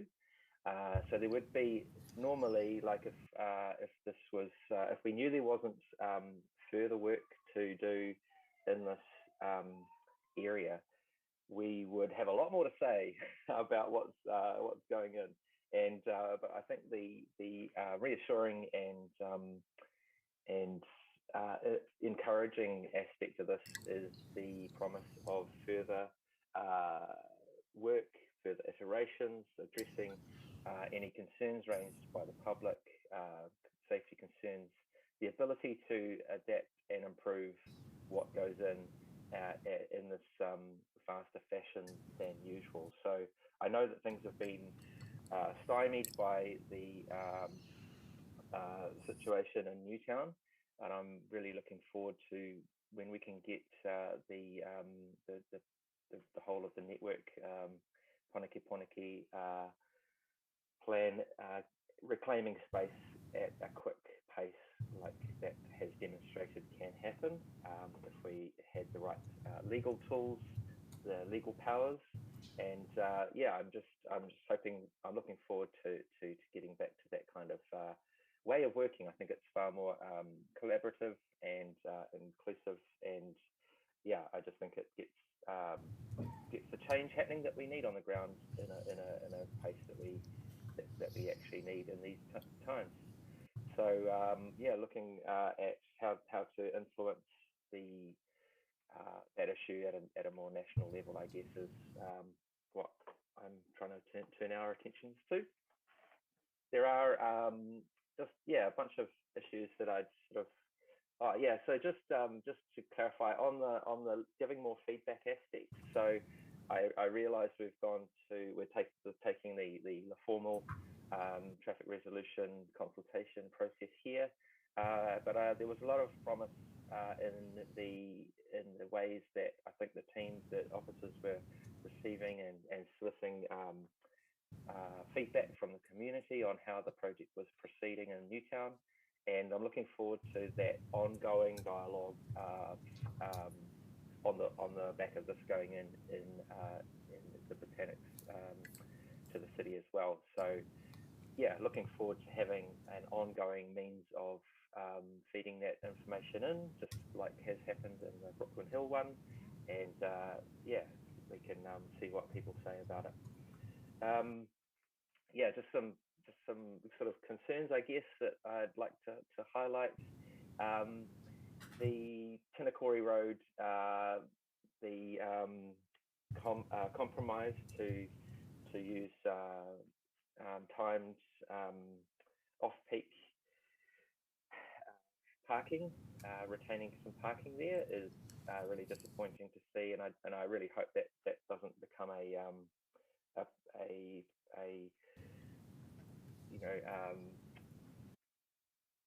pattern that happens. You know, we need Pānaki Pōnaki to serve everybody's journeys throughout the day. That's about supporting and valuing people who make journeys throughout the day in active and bus transit ways. We need to get past this idea of serving just commuters and people coming in the mornings and leaving in the evenings. We need to repurpose our transport for everybody all of the day. And precedent is the word I was looking for back then. Hope that doesn't become a precedent in other parts of all of these projects in the future. And in a similar vein, yeah, I'm really interested to see what the outcome or what the adoption and success of sharing the bus lanes, and as I like to say, buses sharing the bike lane downhill on Bowen, and yeah, whether that actually starts to deliver an environment that's safe for all of those groups of people that we want to support into safe cycling. So yeah, I'm hoping that we'll have even more ambition for this route when the transitional project comes about in a few years' time, or however many months that might be in the future. So yeah, lots of other bits and pieces, but I think I'll just leave it there for now, because everything else is just little detail quirks, which I'll find a way to feed back into once it's live as well. So any questions? Sure. Thank you. Great submission as always, Mayor Foster. Yeah, Alex, good to hear from you. Just a question about the bus bike lane sharing down Bowen Street. Now, I do ride that down there from time to time, and speed-wise, I think the bike's usually quicker than the bus, but I don't really want to end up in the back of the bus. I'd rather it was outside me, if possible. And I'm not on one of those e-bikes. But any thoughts about that, or whether it's actually better to have the bus, if the bus can go freely, i.e. there's no congestion for the bus, at least for most of the way down Bowen Street, why would you want to have the bus sharing your bike lane or my bike lane? Yeah. Yeah, well, I don't. I don't. That's my point. Is I don't. I keep arguing against this. I don't want to land up in the back of a bus. Yeah, so I've seen the iterations that the teams have gone through, and they did investigate a separated lane downhill, and the space just, as my understanding is, the space doesn't really allow it. So they've gone to the shared configuration, and that's where I'm hoping that in a transformational sense, this shows that there is a need for separation to truly unlock this route for people on bikes and to feel comfortable at their speed and at their mass, because they're not 18 tons. And to find the investment to increase that space just for the addition of cycle lanes, because I'm very much in favour of the bus lanes and supporting the public transport as much as possible as well. So whatever needs to happen there to keep the buses flowing as clearly as possible, I'm in favour of. Thanks, Alex. Sure, we can find a way. Thanks, Alex. Can I ask two quick questions, although they're quite big topics? Are you working with disabled cyclists? Just going on from my last question. Are we working with disabled cyclists? Yeah, just to see what we need to do better. We are working in a program, or one of our members is working to increase our engagement and collaboration with disabled people, CCS Disability Action, and I've also just been across working with, touching base with someone who's closely involved with blind people. I think he showed me a photo of him giving one of their people a ride in his buck seats, cargo bike similar to my own. So that was really encouraging to see. So yeah, we're really trying to encourage and see how we can do better in that regard. We've been collaborating on some messaging around the bus stop bypass uses in the temporary ones in new towns, and we want to do more in that area as well. Cool. And also, just last one, keeping kids safe on bikes, like the under fives. I was just asking a parent. So keeping the speeds down, protected cycle lanes. Is there anything else? Well, that's where this concern for sharing with buses is going to be interesting, because I don't like this. I don't like the chances of feeling comfortable if you're quite young on the bike, or even whatever age you are. If you're feeling not very confident about your cycling and want not to go slow, that's a bit of a discrepancy that is hard. And I know that's going to be however we slice these projects, that's going to be something that we're going to need to see some creative solutions for the use of buses where there are bikes as well. Okay, great. Thank you very much. Really appreciate all the work you continue to do. Thank you. Awesome, no worries. See ya. Right, Richard Burcott, great to see you here. Done heaps of work.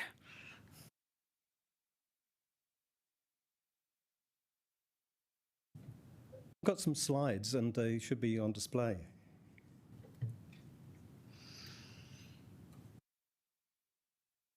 Thank you, councillors, for this opportunity. I'm here as a cycling and walking Thorndonite. Could we go to slide 3, please?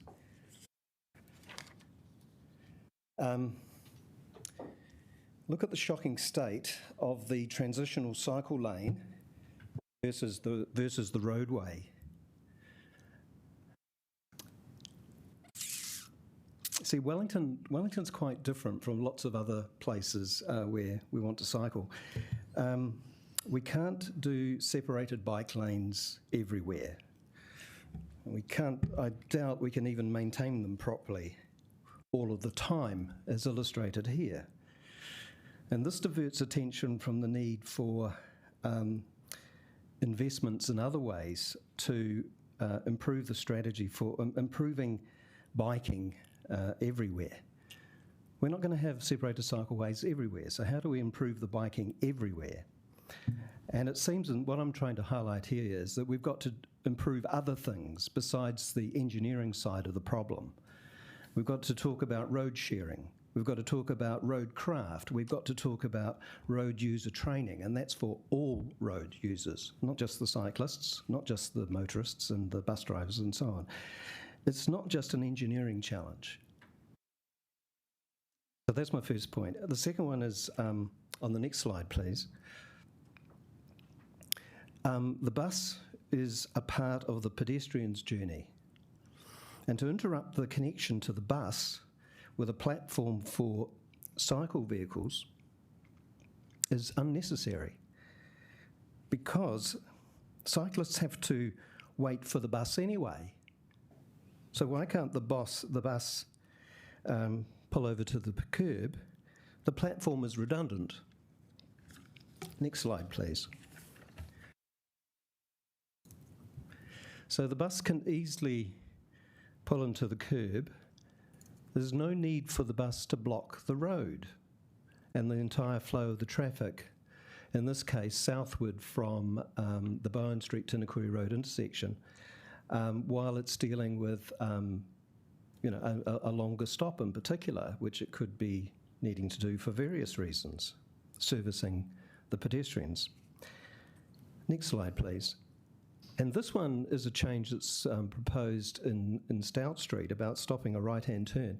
The reason I cycle, particularly if I'm coming down from Willow Street and so on, and wanting to get to Thorndon, where I live, I don't want to be forced to go down Jervois and so on and down Bunny Street. And one of the main reasons is because of the wind tunnel effect, which I've already experienced coming here this afternoon, because of the Asteron building that's in Bunny Street. The safer route for me is to do that route and do the right-hand turn into Stout Street and carry on into Thorndon Quay. Upsizing, by the way, with the district plan will create even more havoc for cyclists with the wind tunnel effects. And last slide, please. This one, of course, I cannot bike or even walk all of my family to and from the gardens for all sorts of reasons, with the littlies and for other health and well-being reasons.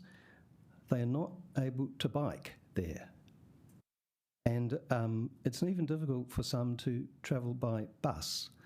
So car parking is a big issue, and we need to get the balance right. And one of the problems with this particular area is that I can't see the plan for both Tinakori Road and Glenmore Street at the same time. But there's a continuous length of parking there that's needed for this really important amenity, the town belt, this part of the town belt with lots of different features within it, which are really popular and we really enjoy.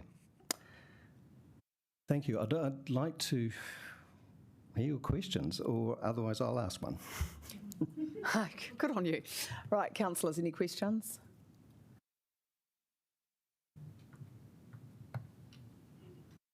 Oh, sorry, Mayor Foster. Yep.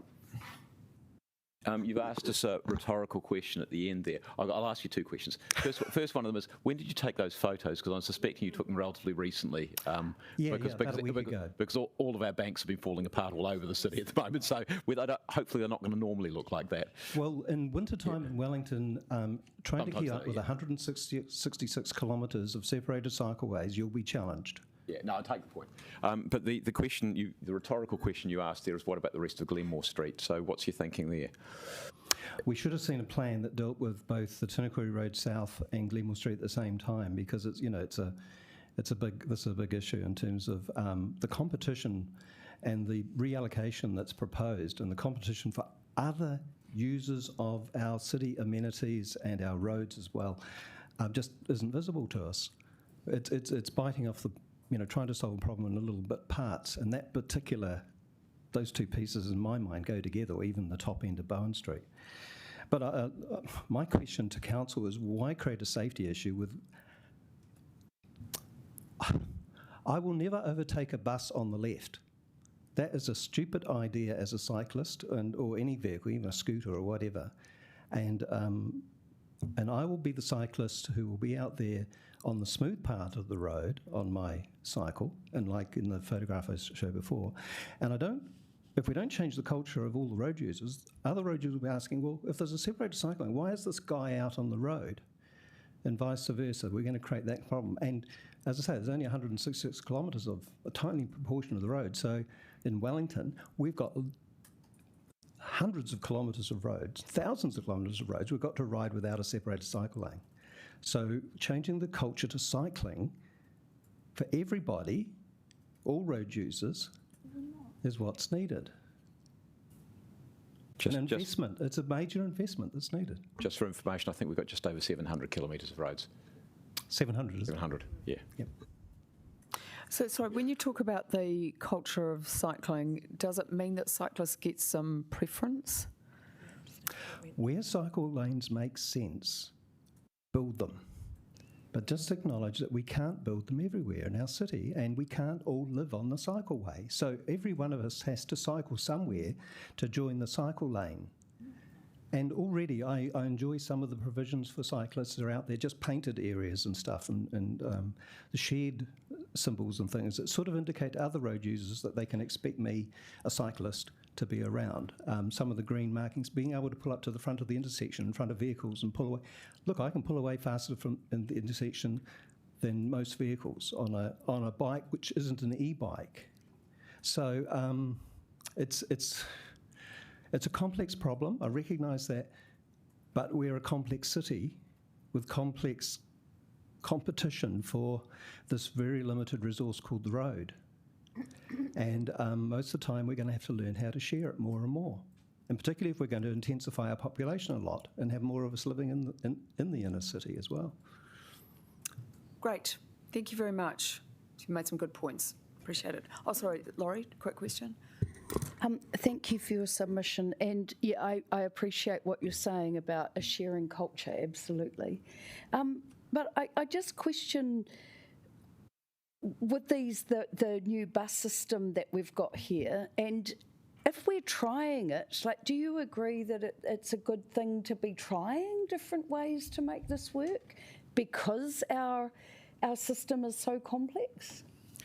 Well, as an example already outside the hospital, why don't you just trial that a little bit longer and see how that works out? We don't need a whole lot of them all at once. We could simplify some of the other trials. I'm particularly unhappy about the one in Tinakori Road because it's not as wide as Ridderford Street. And it makes even less sense to trial it there, just around the intersection from Bowen and Tinakori. When the driver has to stop because of all sorts of reasons for pedestrians getting on and off a little longer, putting down the bus platform and so on, we're going to have traffic jams up and down in peak hours because of that, and it's unnecessary. Great. Thank you very much.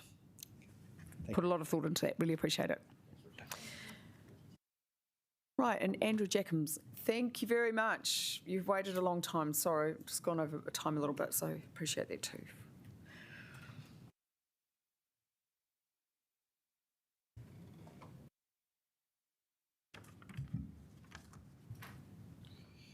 Hello, let me just check. Does this?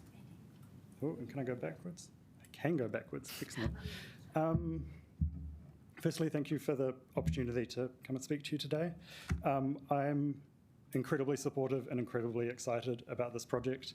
I think the thing I wanted to emphasise with this first slide, if you look at this is a route that connects the waterfront to the gardens, and I think that's really key to emphasise. The waterfront is probably the one place in the city where you can bike or scooter and you can feel safe.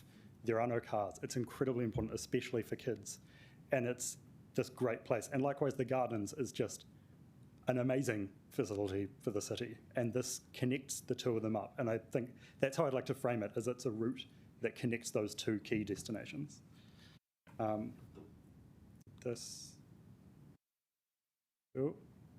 there we go. This is why I care about this. Probably the primary reason why I'm here today is I would like to bike to the gardens to go and feed the ducks with my niece this summer. It is one of the things that brings me the most joy in the world, and that is something that she loves as well. We've got a shotgun seat that goes on the front of my bike, and it's just the most joyous thing. And I think I want to live in a city that prioritizes children, that prioritizes the lives of children. I want to live in a city where a kid could get a bike for Christmas and then they could have this as be their first bike with gears, and this is the thing that they tackle, and that sense of achievement when they get all the way up the hill to the gardens and they go and get an ice cream. That's the sort of city that I want to live in. The other two aspects where it goes into this and why this project is necessary to allow that is currently you couldn't do that because it wouldn't be safe, not for those kids. So that's where the safety ties into it. And then climate is, I want to tackle climate change for the children, for the future. And this is important on this project, both for cycling to encourage non-emitting modes of transport, but also for buses. This is it's part of the bus priority action plan, the route up Bowen and Glenmore for the number 2 bus. So it's pretty critical for that. The one thing that I want to emphasize today that I'd like you to change is in the previous versions of this design, there was a 24/7 bus lane down Tinakori Road and Bowen Street. That was then changed in the version that's out for the traffic resolution to part of it is peak hour only. So that would mean that this is what the effect of this will be. On the left, that's kind of where you're biking so that you're outside of the door zone. I've done it so it's a metre away from there. Some doors are slightly wider than that. This is probably this is not a worst, this is like a best case scenario. Some of the vehicles will be wider than what I used for the scale there. And then on the right, that's where a vehicle would be if there's something in the other lane, for example, the bus. That's way too close a pass. All it takes is a tiny little bit of gravel or something and you swerve, and there's absolutely no margin for error. As I said, if the bus lanes in there only a few hours in the morning is primarily because it's just when there's congestion, right? But where the bus lanes are being used as the safety for cycling as well, if you only do it in 2 hours in the morning on weekdays, you're saying 94% of the time that this is not a safe route for cycling. And I don't really think that that's okay. I'll go on to this. I would not feel safe under that arrangement with my niece on my bike. And so this is what the effect of this will be. If you're coming from the waterfront to go up the hill to the gardens, that will be great. But then you're stuck. You can't go back because it isn't a complete route. There isn't that safe route to go from one destination to the other. And it means people like me, I'm a fairly confident cyclist. I ride the route now and I don't have a problem with that. But that's not who this should be built for. This should be built for people that don't feel confident currently. This is showing, I feel like parking is a solvable problem.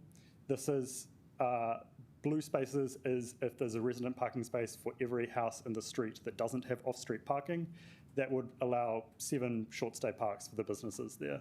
That could be any sort of combination they wanted, whether that would be loading zones or 120s, 60 minutes, whatever that would work best for them, I think. I think that it is solvable to solve parking without having it on the route where people are going to be biking. And your own policies support that. There was a parking management plan done as part of this process that did not suggest retaining parking on that street. That came in after the parking management plan was done. As far as I can tell, it is inconsistent with the parking policy. It's inconsistent with it being identified as a primary route in Pāniki Pōnaki. It doesn't allow for what the intention is for the bus priority action plan. It certainly doesn't meet the intention under Te Atakura. And this is why this really matters to me. This is the Royal Oak Roundabout in Auckland. On the 5th of March this year, Levi James was biking to see his grandma in the morning, and somebody opened their car door and he got hit by a passing truck and he was killed. And he was 19. And this is a route that Auckland Transport had identified needed upgrades, and they'd put it out of scope because it wasn't they'd received numerous community feedback that this needed safety improvements, and they didn't do anything. And the other thing that I wanted to mention was last year, about a year ago, you had a submission from a woman, Jennifer Lawless, when you were talking about the budget for the cycle network. And I saw how moved you were by what she was saying. Her brother was killed in 2011 in Wellington, and I saw you listening to her, and I was listening to her. I was watching at home that day, and I was sitting there at my desk fighting back tears because all I could think was that could have been me. That could have been me, and she could have been my sister coming along to ask you to do more. And I don't want anybody else to have to do that. I want just, it's not safe. Please prioritize safety. So here's the thing that I would like you to do. It's kind of stepping down. If the paper that you get from officers takes into account the feedback that they've received and recommends going back to the 24/7 bus lane, please support that. If that doesn't happen and it is retaining the compromise that's currently in there, I would strongly encourage some councillors to put forward an amendment that would seek that. If, as part of the reasoning that the compromise was put in there, you believe that there is genuine legal risk from another judicial review that could compromise the ability for the entire program to be delivered, like, I won't ride up there with my niece until it's done, but, you know, like, for the greater good, maybe that to avoid that legal risk, that could be okay. But if that is the case, I would encourage you to put in an amendment that would see basically if this is time limited, what is the time? And then if you're just not doing anything, please, this is a fantastic project. And that would mean for me, I wouldn't feel safe riding on it, but there are so many other great parts of it and for other people that it will benefit them. So just the bottom line is, please support this. And then that's my last thing, just children, climate, safety, and following what you've already said that you'd be doing. Thank you. Thank you for reminding us about the children. Yay. You stand for council. It was lovely. Thank you. Any questions? Absolutely. Any questions? Clearly you have been clear, so thank you very much. And we just, do you want to, Councillor Foon?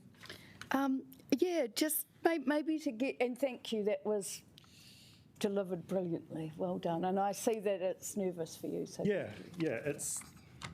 I'm basically saying, could you please make it so that people don't die? Yeah. It's like, the stakes here are big. Yeah. They are. Yeah. To get down into the weeds a little bit, you had just an issue on Whitmore Street. Could you just outline that? Yes. This was the one thing, because there's only 5 minutes, and I think I did go over, sorry for that. I just wanted to focus on this one aspect because that's probably the biggest concern that I have. There were quite a number of other smaller things that I put in my written submission.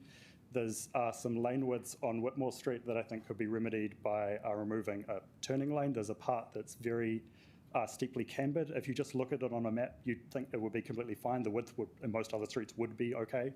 But there's just a bit of the street that's really steep, and you have to ride a couple of meters out from the curb just because it's really rough and the road surface isn't very good. The whole road probably needs to be regraded at some point, but I understand that's not in scope for a transitional project. So if you're doing that, you'd probably just need to make the lane a little wider to account for the current state of the road. And then there's some other things, for example, the turning from Bowen Street into the terrace here. The lane goes out to the right of the left turn lane, which is the design that's probably been the least popular part, both from cyclists and motorists in Newtown, which I understand is necessary because it's the signals have been ruled out of scope for a transitional, except there are existing traffic lights there for left-hand turn, and there's a green, red, and amber left-hand turn light. So there's no hardware that you need. It would just be reprogramming those lights. And I'm not a traffic engineer. I don't know what's involved in reprogramming phases. I understand that there's bus routes, and that may be complicated to add a whole nother phase to the cycle, but you wouldn't need hardware. So that might be possible. And there's, in my written submission, there's a number of small things like that, lane widths where there's a few pinch points that, it's more for officers that I hope could be incorporated. Lovely, thank you. And we'll leave with that image of your niece on your bike. Thank you very much. It's fantastic. Thank you. Adam Cheney, are you here yet? No, not. Maz then. Maz Scannell, are you here, Maz? I am here. Lovely. Welcome, Maz. Just waiting. You see me? I certainly can't. The camera not working entirely.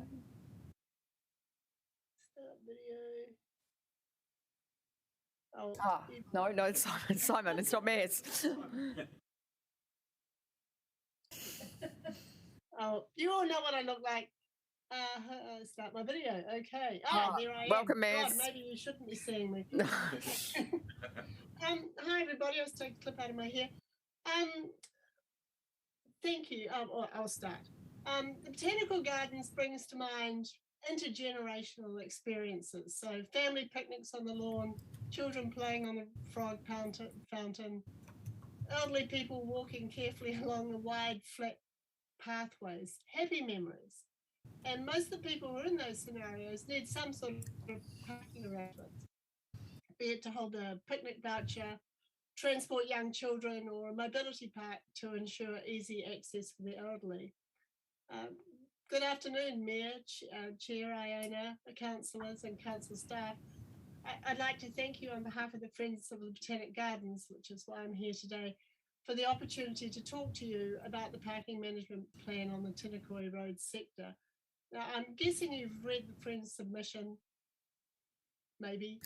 Yes. And the major points I'd like to emphasise is to recognise that the area is a precinct, because it seems that everything is looked at in isolation. So Anderson Park, the Botanical Gardens and the Thorndon Village, they're all part of the same thing, and often people will go for one thing and end up doing another, whether it's watching sport and going for a walk, having a coffee, whatever organisation you like. It's a precinct, and I think it should be treated as such. So I urge you to gather data on the area before making decisions on the parking management plan. And in particular, traffic flows. Please don't use generic data sets. This is a unique area which feeds big suburbs, and it has its own interconnectedness. So it will have its own traffic data and stuff that you can look at. And I'd also like to show the proposed infrastructure, and thank you to a previous submitter who pulled that up as well. I mean, we really do need to know, where are the bike corrals for that guy to, I'm sorry, I've forgotten your name, to take his niece to the duck pond. Where is he putting his bike? Because I haven't seen anything that helps me with that. And what happens on the rest of the journey up Glenmore Street to Courier? I think we have a right to know that too. And don't exclude the fringes of our communities. So the elderly, the infirm, the disabled, the very young, and the small businesses and the sports people who all use this area. Now, we've been able to do a bit more digging on data since our submission. And by 2048, which is only 26 years, which is a bit scary, there'll be 1.4 million people aged 65 plus living in Aotearoa. And addressing the needs of our older people requires a whole of society response, and this is part of that. Currently, our urban spaces are not generally well designed to meet the needs of older people, and they often don't enable older people to participate or be included in daily life. And people matter. Every council will recall, perhaps, the case studies that we sent I think I sent them, regarding the impact of the removal of parking and how it would impact on the people who support and use the precinct, including the very young, the infirm and the very old. And the Friends' request to you today is, please don't take away the access to the gardens. 1.2 million people visit this destination area every year, and many of them are elderly. The parking along Tinakori Road needs to be better managed, not eliminated. So, think 120 minutes and clearways for commuter traffic along Tinakori Road, clearways for Bowen Street with longer parking in the weekend for sports people, more mobility parks, not less. We're getting more old people, as much as I don't admit it, myself included. So thank you for your time, and I welcome your questions. Thank you very much, Maz, and for all the work that you do in that area. Questions? If you wish, if you want to, you can clap. You can ask me anything. Yes, no, we are trying to. Maz, can I just ask you? We're not obviously trying to limit any access to the gardens. I mean, do you think it's possible to transport more people by bike and bus? I think that'd be great, but once you've got your hip that's a bit wonky, the bus is okay but tricky, and a bike doesn't work. And I think that's the thing. I mean, the average age of a Wellingtonian is 35 years old. So the lens that the average age is looking through is quite different from my age or my mother's age. And yet both of us exist in the same space. Does that sort of answer your question?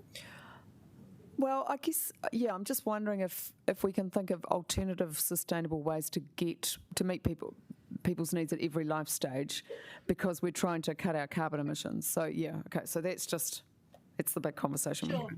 Yeah. You know, I get that, and I stuck that in submission, that I get the carbon goals. I have no problems with that at all, but you've also got to recognise that there's people that live there and the people that want to go there. And, out of that 1.2 million people, I haven't had the opportunity to sit down and count just how many of them are over 65, for argument's sake, and how many are under 5. But you just have to walk around the gardens to know that those two populations are well represented, with the passive enjoyment of, a major Wellington destination. And how do they get there is your question. So I'm going, okay, well, better buses. I mean, that bus stop right by the gardens is fantastic, because then it's a little walk. But if I use one of the case studies that I sent to you guys a month or so ago, I have an elderly couple that live at the end of my street. Now, I don't live far from Wellington Gardens. They used to walk to the rose gardens and round into the main planting beds, but they got older and wonkier, and then they sort of restricted it, and on with sticks, they'd walk from their house through to the rose gardens, and now they can't really do that. But what they do instead is they get in their car and they drive around to that mobility park that's at the entrance of the Founders Gate to the gardens, and then they go for a walk on a wide, safe walkway and, promenade, for want of a better word, with other people. And if you take those parks away, what are those two going to do? And, I understand that case studies is not what you guys want. You want big pictures. And I'm just saying the picture includes old people. It includes very young people. And I want to see the bigger plan, I expect. I want to know where that bike is going to get parked, because it's all very well saying you can bike to the gardens, but I don't see anywhere where you're putting your bike while you wander around and look at the tulips. Okay. Thank you for that, Maz. Appreciate, again, all the work that you've done in this part of the world, because it is really special. So thank you. Well, thank you for your time. Thank you. Right, Murray Pillar. Welcome, Murray. Thank you very much for coming on. Thank you.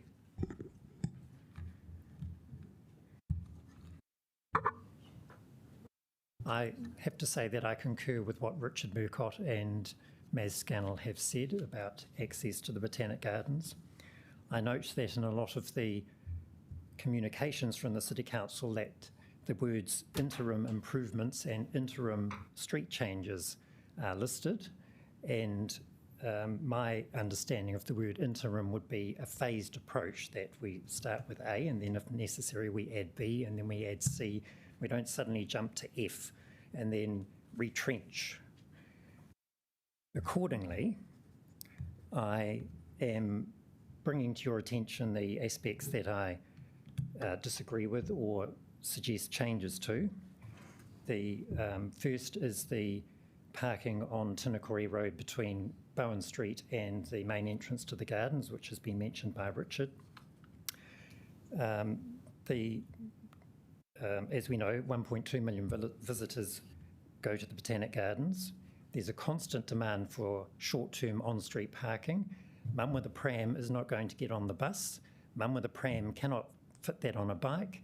You sit or you stand and you watch young families, mums with babies arrive, park in that section of the road, unload everything onto a reasonably wide footpath so they're not impacting on the pedestrian flow, enjoy the gardens, come back in the car and off they go. Somebody else fills the space and on it goes. Also, the element that Maz mentioned to do with disabilities. The disabled person is not necessarily the driver, as I have experienced with my mother-in-law.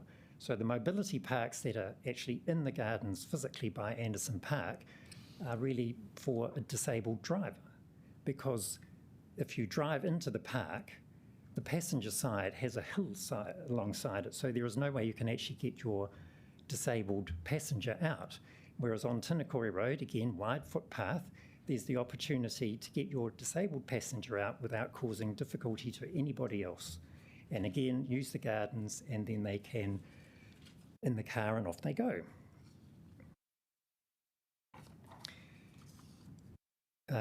Also on the well-being aspect of the gardens, mental health is an important aspect to everybody, and having access to the gardens is part of that process that we need to give people the opportunity.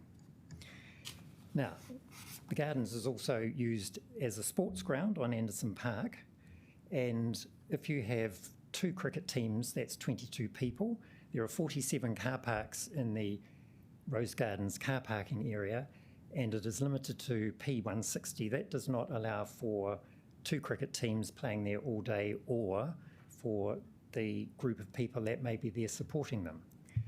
My suggestion is that the parking on the Thorndon side, the northern side of Bowen Street at the weekend, is actually available for visitors to the gardens. We have a set of steps down from Anderson Park to Bowen Street, which fortunately recently has been cleared of its debris, so it's a pleasure to walk down. A few months ago it wasn't, but we have that access that we provide, but at the moment it actually goes nowhere. It will end up walking into you will walk down the stairs and then have to cross the cycle lane, and the traffic, well, there's no point to it if there's the cycle lane there, because you won't be going anywhere. One aspect that I have some confusion on is, again, on the northern side of Tinakori Road, where between the Tinakori Road intersection and Sydney Street West, the map shows that there is an element of no parking, and then it moves into P60 parking. Currently it's P60 parking at the western end and P120 parking at the eastern end. The council literature says that all of that is going to be P60, and that would be my suggestion.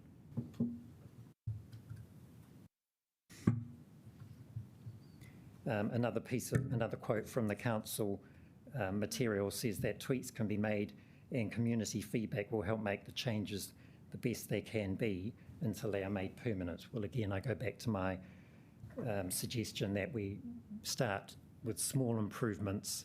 We can always make changes, but reversing things is difficult, especially when we're dealing with the community that makes Thorndon home.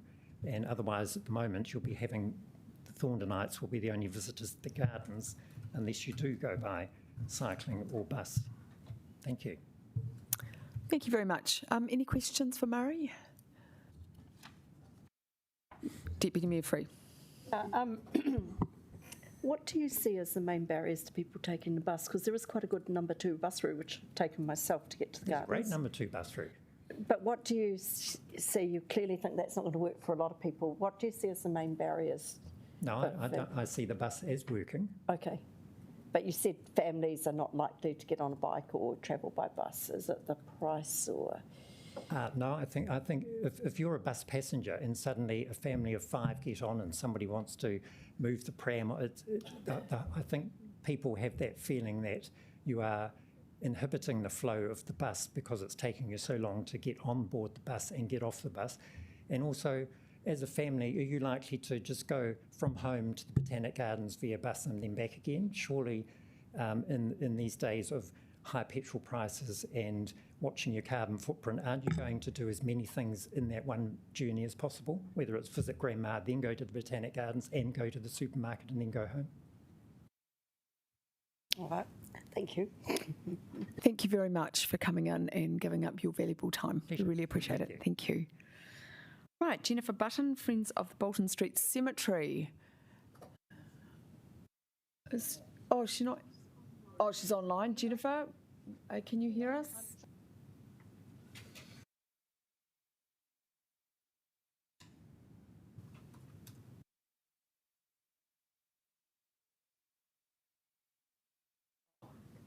Unmuted. Start my video. Here we are. Is that better? Yes, it is. Welcome, Jennifer. Thank you so much for giving up your time. No, thank you very much to everyone for this opportunity to speak.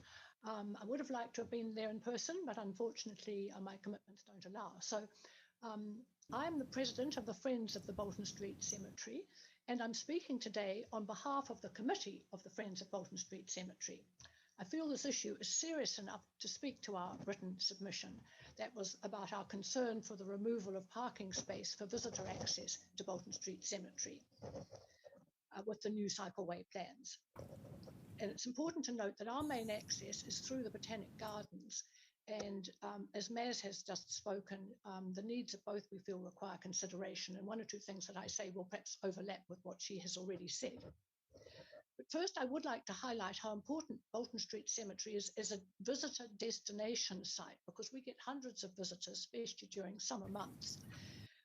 And the cemetery opened in 1840 and closed in 1892, was Wellington's main cemetery then. And now it's also New Zealand's oldest public cemetery and a very important heritage asset with much of historic interest. So it's this historical value of the cemetery which makes it a major attraction in Wellington. The Friends of the Bolton Street Cemetery have been in existence since 1977. We're a very active organisation who look after things such as grave restoration, and we undertake a lot of historic research to help people, the public, find out about their ancestors. And one of our major things that brings people in are our themed public guided tours. And we will do them at the request of businesses, organisations and social groups. And now school visits with the relevance we have to the new school history curriculum. So we have a lot of people attending events, but that's also at the same time often as the great numbers who are going through the Botanic Gardens. So we feel there needs to be sufficient access retained in the form of parking for both areas. I like the way Maz calls us a precinct, because I think we could be included in that precinct too. I would like to emphasise that we do appreciate the need for cycleways and cyclists, and we support this plan, but we don't feel that this needs to lead to the loss of so many car parks in close proximity to the cemetery. We're a bit concerned that we feel all these other interests are not really being taken into account. The existing short stay parking, as has probably already been said today, is already heavily used on the impacted section of Tinakori Road, now under consideration. The parking in the Rose Garden and Anderson Parks already inadequate for the number of visitors and the sports people who come. And we're concerned about this traffic resolution reducing this already limited parking space for cars for all regular visitors to the Bolton Street Cemetery, the Botanic Gardens and Anderson Park. And in addition, you're probably aware the metered parking has the disadvantage of being a one-way traffic system through the gardens and our Seddon entrance. So traffic has to continue out and around, and there's no parking in Kinross Street. And likewise, the Bolton Street entrance has few parking spaces and is steep to get into. Now, talking about the alternative ways of getting there, biking is fine, but we feel not a solution for family groups nor for older people. Many are getting on in years and not capable of nor suited to riding a bike in this hilly city. Simply not realistic. Driving and parking is the only answer. About buses, we also contend that buses do not always provide easy access, as I think has just been mentioned by Murray, and not everyone's able to use a bus, and it makes no sense for those who can travel by bus from areas outside the number 2 bus route. It's a good one. I live on that and it's very frequent. what about those from other parts of the city where the services are infrequent, and people would have to change, and they'd have to use 2 or more buses, potentially a much longer than a car trip. And I feel people are just not going to do this when they can easily use the car, and that's provided there is parking. And for those who need to drive, the reality is that cars provide important access for those, as probably has been said, with young children with their pushchairs, recreational pedestrians, people with their dogs, and the elderly. So we are urging modifications to this transitional plan that would balance the diverse user requirements. The coupon parking becoming a Park 120 parks outside clearway hours would be great. And also because that would help to reduce or discourage so much commuter parking in the area. We'd like to have the short stay parks on the garden side of Tinakori Road, and as already been said, the weekend parking in Bowen Street, because we hold there will always be a need for short stay parking in this area. And as has already been mentioned, this idea of looking at data, we think is very important, that should be looked at for all users, the residents, the shoppers and the tradespeople down at Tinakori end, as well as the needs of the elderly, the infirm and those who can't use the cycleways and the public transport as it is. So we support also the safety concerns that have been mentioned. That's very important. We're all concerned about people, unfortunate things happening. And so we would like to see the speed limit, the 30-mile-per-hour speed limit up to the Botanic Garden Road crossing and other needs for safety to be addressed. And noting that other streets will be impacted in the future, I'd like to mention Glenmore Street because it provides a long stretch of parking for both the gardens and the cemetery to use. And the loss of car parks there would have an even greater impact on worker, walker, family, whoever, older people's access to these sites.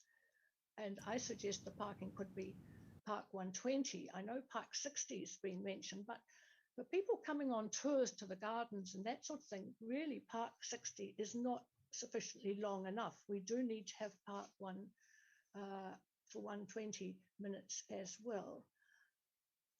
So finally, our committee holds that the option of the Park 120 is really important in Glenmore Street, Tinakori Road, Bowen Street to provide and protect visitor access to the Bolton Street Cemetery. Our earnest plea is that in your plans for the cycleway from Courier to the city, and besides the cyclists and all the other issues there are, that you look at the interests of all the other users, as I think have been mentioned this afternoon. So thank you for the opportunity to speak today. Thank you very much, Jennifer. That's an important contribution. Councillor Young has a question. Thank you, Jennifer. So I was just wondering, as you were talking, I mean, I've been on some of your guided tours around the Bolton Street Cemetery, and I wonder whether it would be an idea for you to offer the opportunity to all councillors, because I suspect that, I mean, I know that Tamitha was told just a little while ago that she has ancestors in the Bolton Street Cemetery, and, you know, I think a lot of us will have a better understanding of its importance if perhaps you could manage to fit that in, knowing that we've got an election in 67 days' time. Just a thought. Well, no, thank you very much for the idea. That's why I've emphasised so much the importance of the cemetery, because I feel that, you know, not everybody knows a lot about it and probably just idly walk through. I'm happy to take that on, Councillor. That would be all right, and to try and address that for you. Thank you. Any other questions, councillors? Well, thank you, Jennifer. You've been really clear, and we've had lots of submissions supporting what you've said, so that's really helpful. Thank you. I understand that. I'm coming so late in the afternoon. Yeah, I know that's the disadvantage. Sorry about the repetition, but I just no. It's that helps us, and thank you for all the work that you do for the cemetery. Yes. No, thank you so much. Yeah, sorry, Jennifer. Yes. Can I just, Andy Foster here, just if I can leap in and ask one question, thank you. Yes, Mr. Mayor. It's just we've had a number of submissions and responses around thinking about what this looks like if we take it up Glenmore Street as well, is whether one side of the street being used for cycleway and the other side of the street being kept for parking works, or that is just not enough. I'm thinking all the way Bowen and Glenmore. Just interested in your thoughts. Well, I mean, it's hard to say there'll be enough because I do think it is all very much used. I think that the garden side is particularly important, and the other side is coupon parking, isn't it, at the moment? Well, I mean, obviously it's up for grabs as to what you would do with it if you went down that track. So. Yes, well, I mean, I'd put more Park 120 parks there. Yeah. I mean, some, but is that going to, I understand the difficulties. We've got conflicting interests here, I know, with this and with the cycleway. But my plea is to put in as much parking as can realistically be accommodated, because I think it's because we have to go through the gardens. So you've got the Botanic Gardens visitors as well as the Bolton Street Cemetery visitors, particularly in all those summer months. Thank you very much. Great. Right, thank you, Mayor Foster. Thank you very much, Jennifer. I really appreciate that. Thank you. And our last but not least speaker, Michael Teague. Yay, Michael. We're still here. Keen to hear what you've got to say. Kia ora, councillors. Thanks very much for giving me the opportunity to speak today. I know it's probably been a long afternoon for you, so I won't keep you too much longer. I'm in general support for the ideas that have come forward to do with the cycleway and the improved bus network and the improved pedestrian facilities that are part of this project. I'm a regular cyclist. I work in the Botanic Gardens. That's been mentioned probably a lot today already. It's a very important place for the city. I'm a regular commuter from Courier to the gardens and from the gardens to the city as well, so this will provide a wonderful link for me and many other people to use it. I did have a couple of just perhaps safety improvements to, as a regular user, I see these things daily, I guess. The main one was turning right from Glenmore Street onto Bowen Street. And I was a bit worried as the cycleway on the northern side to get into that right-hand lane to turn right onto Bowen Street. That's going to create a lot of conflict, I feel, and in my written submission I thought that perhaps turning bays for cyclists and scooters could be a good idea, or even having a special traffic light like they have for buses at the moment to get ahead of the traffic, so it's a little bit safer for that right-hand turn, because I see that could be quite a big conflict zone. That was my major concern. Really pleased and happy to see the improved pedestrian facilities put in at the corner of Bowen Street and the terrace here. That's wonderful. That's been needed for so long. I've looked at that and I see all the pedestrians go on one side and all the others have to cross over. It's just it's a bit of a lengthy detour, so I'm pleased to see that extra footpath put in. That's great. It's obviously a very contentious issue, but car parking, I'm pleased to see a lot of it removed, mostly because that's such an inhibitor for especially beginner cyclists from feeling safe on the road, and that's really your target audience, I think, putting in these new cycleways. The people like me who have been riding a bike for a long time, I feel very confident, even in the strong winds like we have today, or whether there's busy traffic like there often is on this route. I feel confident enough to be able to go onto the road even in full traffic, but for someone who wants to bike but can't and doesn't feel safe enough, I feel like these cycleways is going to make such a huge difference to their lives, giving them the option to start up cycling again or have that necessary confidence to get on the road and have that protection on the road to make them feel safe. And this is going to be, a really huge benefit for them, for pedestrians as well, for everybody really, because given the option for people to take a bike or to take a scooter and feel safe will reduce the amount of car usage really, and it will actually reduce traffic flow as well, which just improves the whole road as a whole really. So I feel like it's got that knock-on effect in it. You'll see that when it happens. Also, what's been in the press lately a lot is businesses and their effect from cycleways. A lot of international studies show that that's not the case, that businesses actually roughly stay the same or slightly improve in terms of customer flow and the amount of money coming in. I guess my concluding point is be bold and be brave with these plans. A lot of people are in support of what you've put through, and having lived in Europe for 3 or 4 years, I've seen the effect of that. Elderly people cycling out and about feeling safe, kids, families, maybe people that don't have the best mobility, they're able to feel safe and included, gives people an option other than hopping into a car or a bus to be able to get around and feel safe. So, and I guess an example of that is the Netherlands back in the 1970s. It was a car-locked country. I feel like we're in that case now, and we're going through that sort of transitional period of moving away from car dependence and going into providing infrastructure for all active users and for cars as well. And just look at the benefits that you can see now over in Europe. It's just amazing to see everybody getting to where they need to go freely and safely. And it's a real delight to be able to see that. And I hope in Wellington that will be the case in 5 to 10 years when this is implemented and in regular use. So, thank you very much for your time. Appreciate it. Thank you. Thank you for being so positive. Welcome. Has anyone got any questions? Yeah.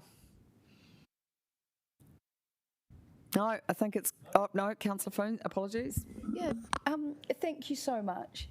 How long have you been, can I just ask, how long have you been doing the route from Courier down to Botanics? And 6 months now. Only 6 months? I'm actually quite fresh to Wellington. Oh, okay. I lived in Lower Hutt for a couple of years. Whoa. And I've been to Europe back and forth over the last 5 years or so, and decided to come back into New Zealand last year. And got the job at the Botanic Gardens in January, so I moved up to Pūroro in that time, and Right.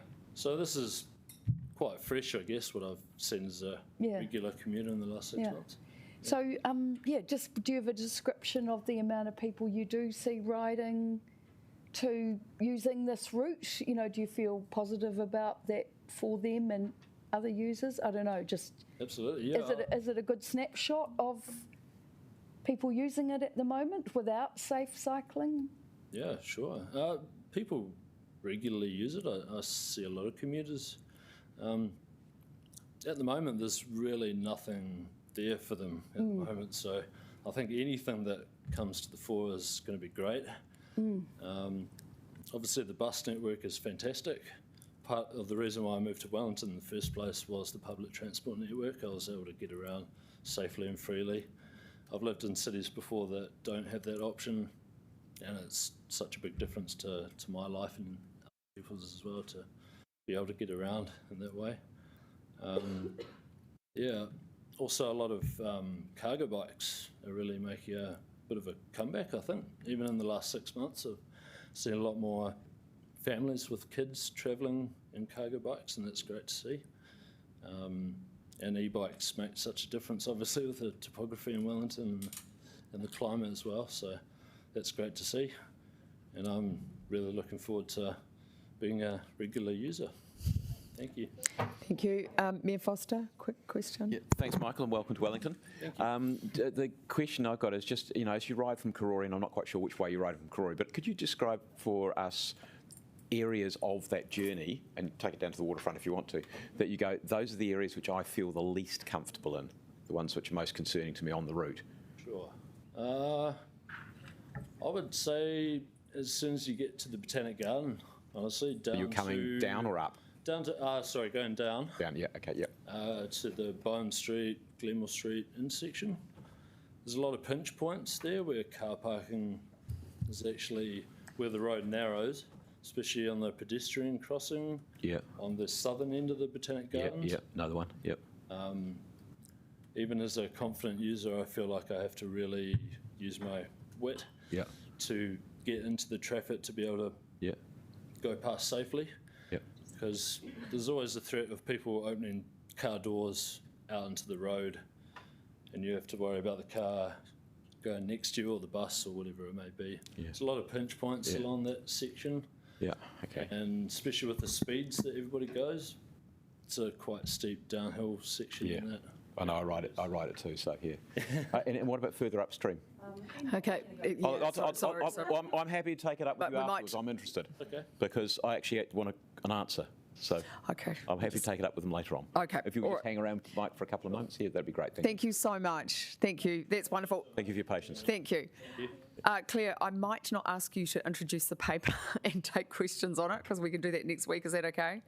Okay, great. All right, so I'm going to move the following recommendations. I'm going to ask Councillor Paul to second. If I don't think there's going to be any debate. If we could vote, please, we will respond next week. Thank you.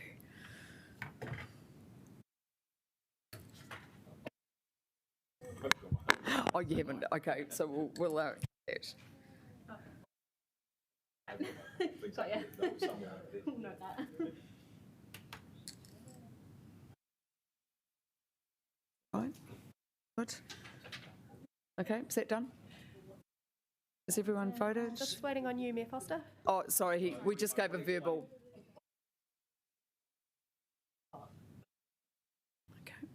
Got that? Great. So, a tēnā kua mutu te hui. I declare the meeting closed. E tū mō te karakia. Una here, ki te uru tapunui. Kia wātia, kia mama, te nākau, te tinana, te wairua. Te ara tukatu. Koe rā e rongo. Akaria.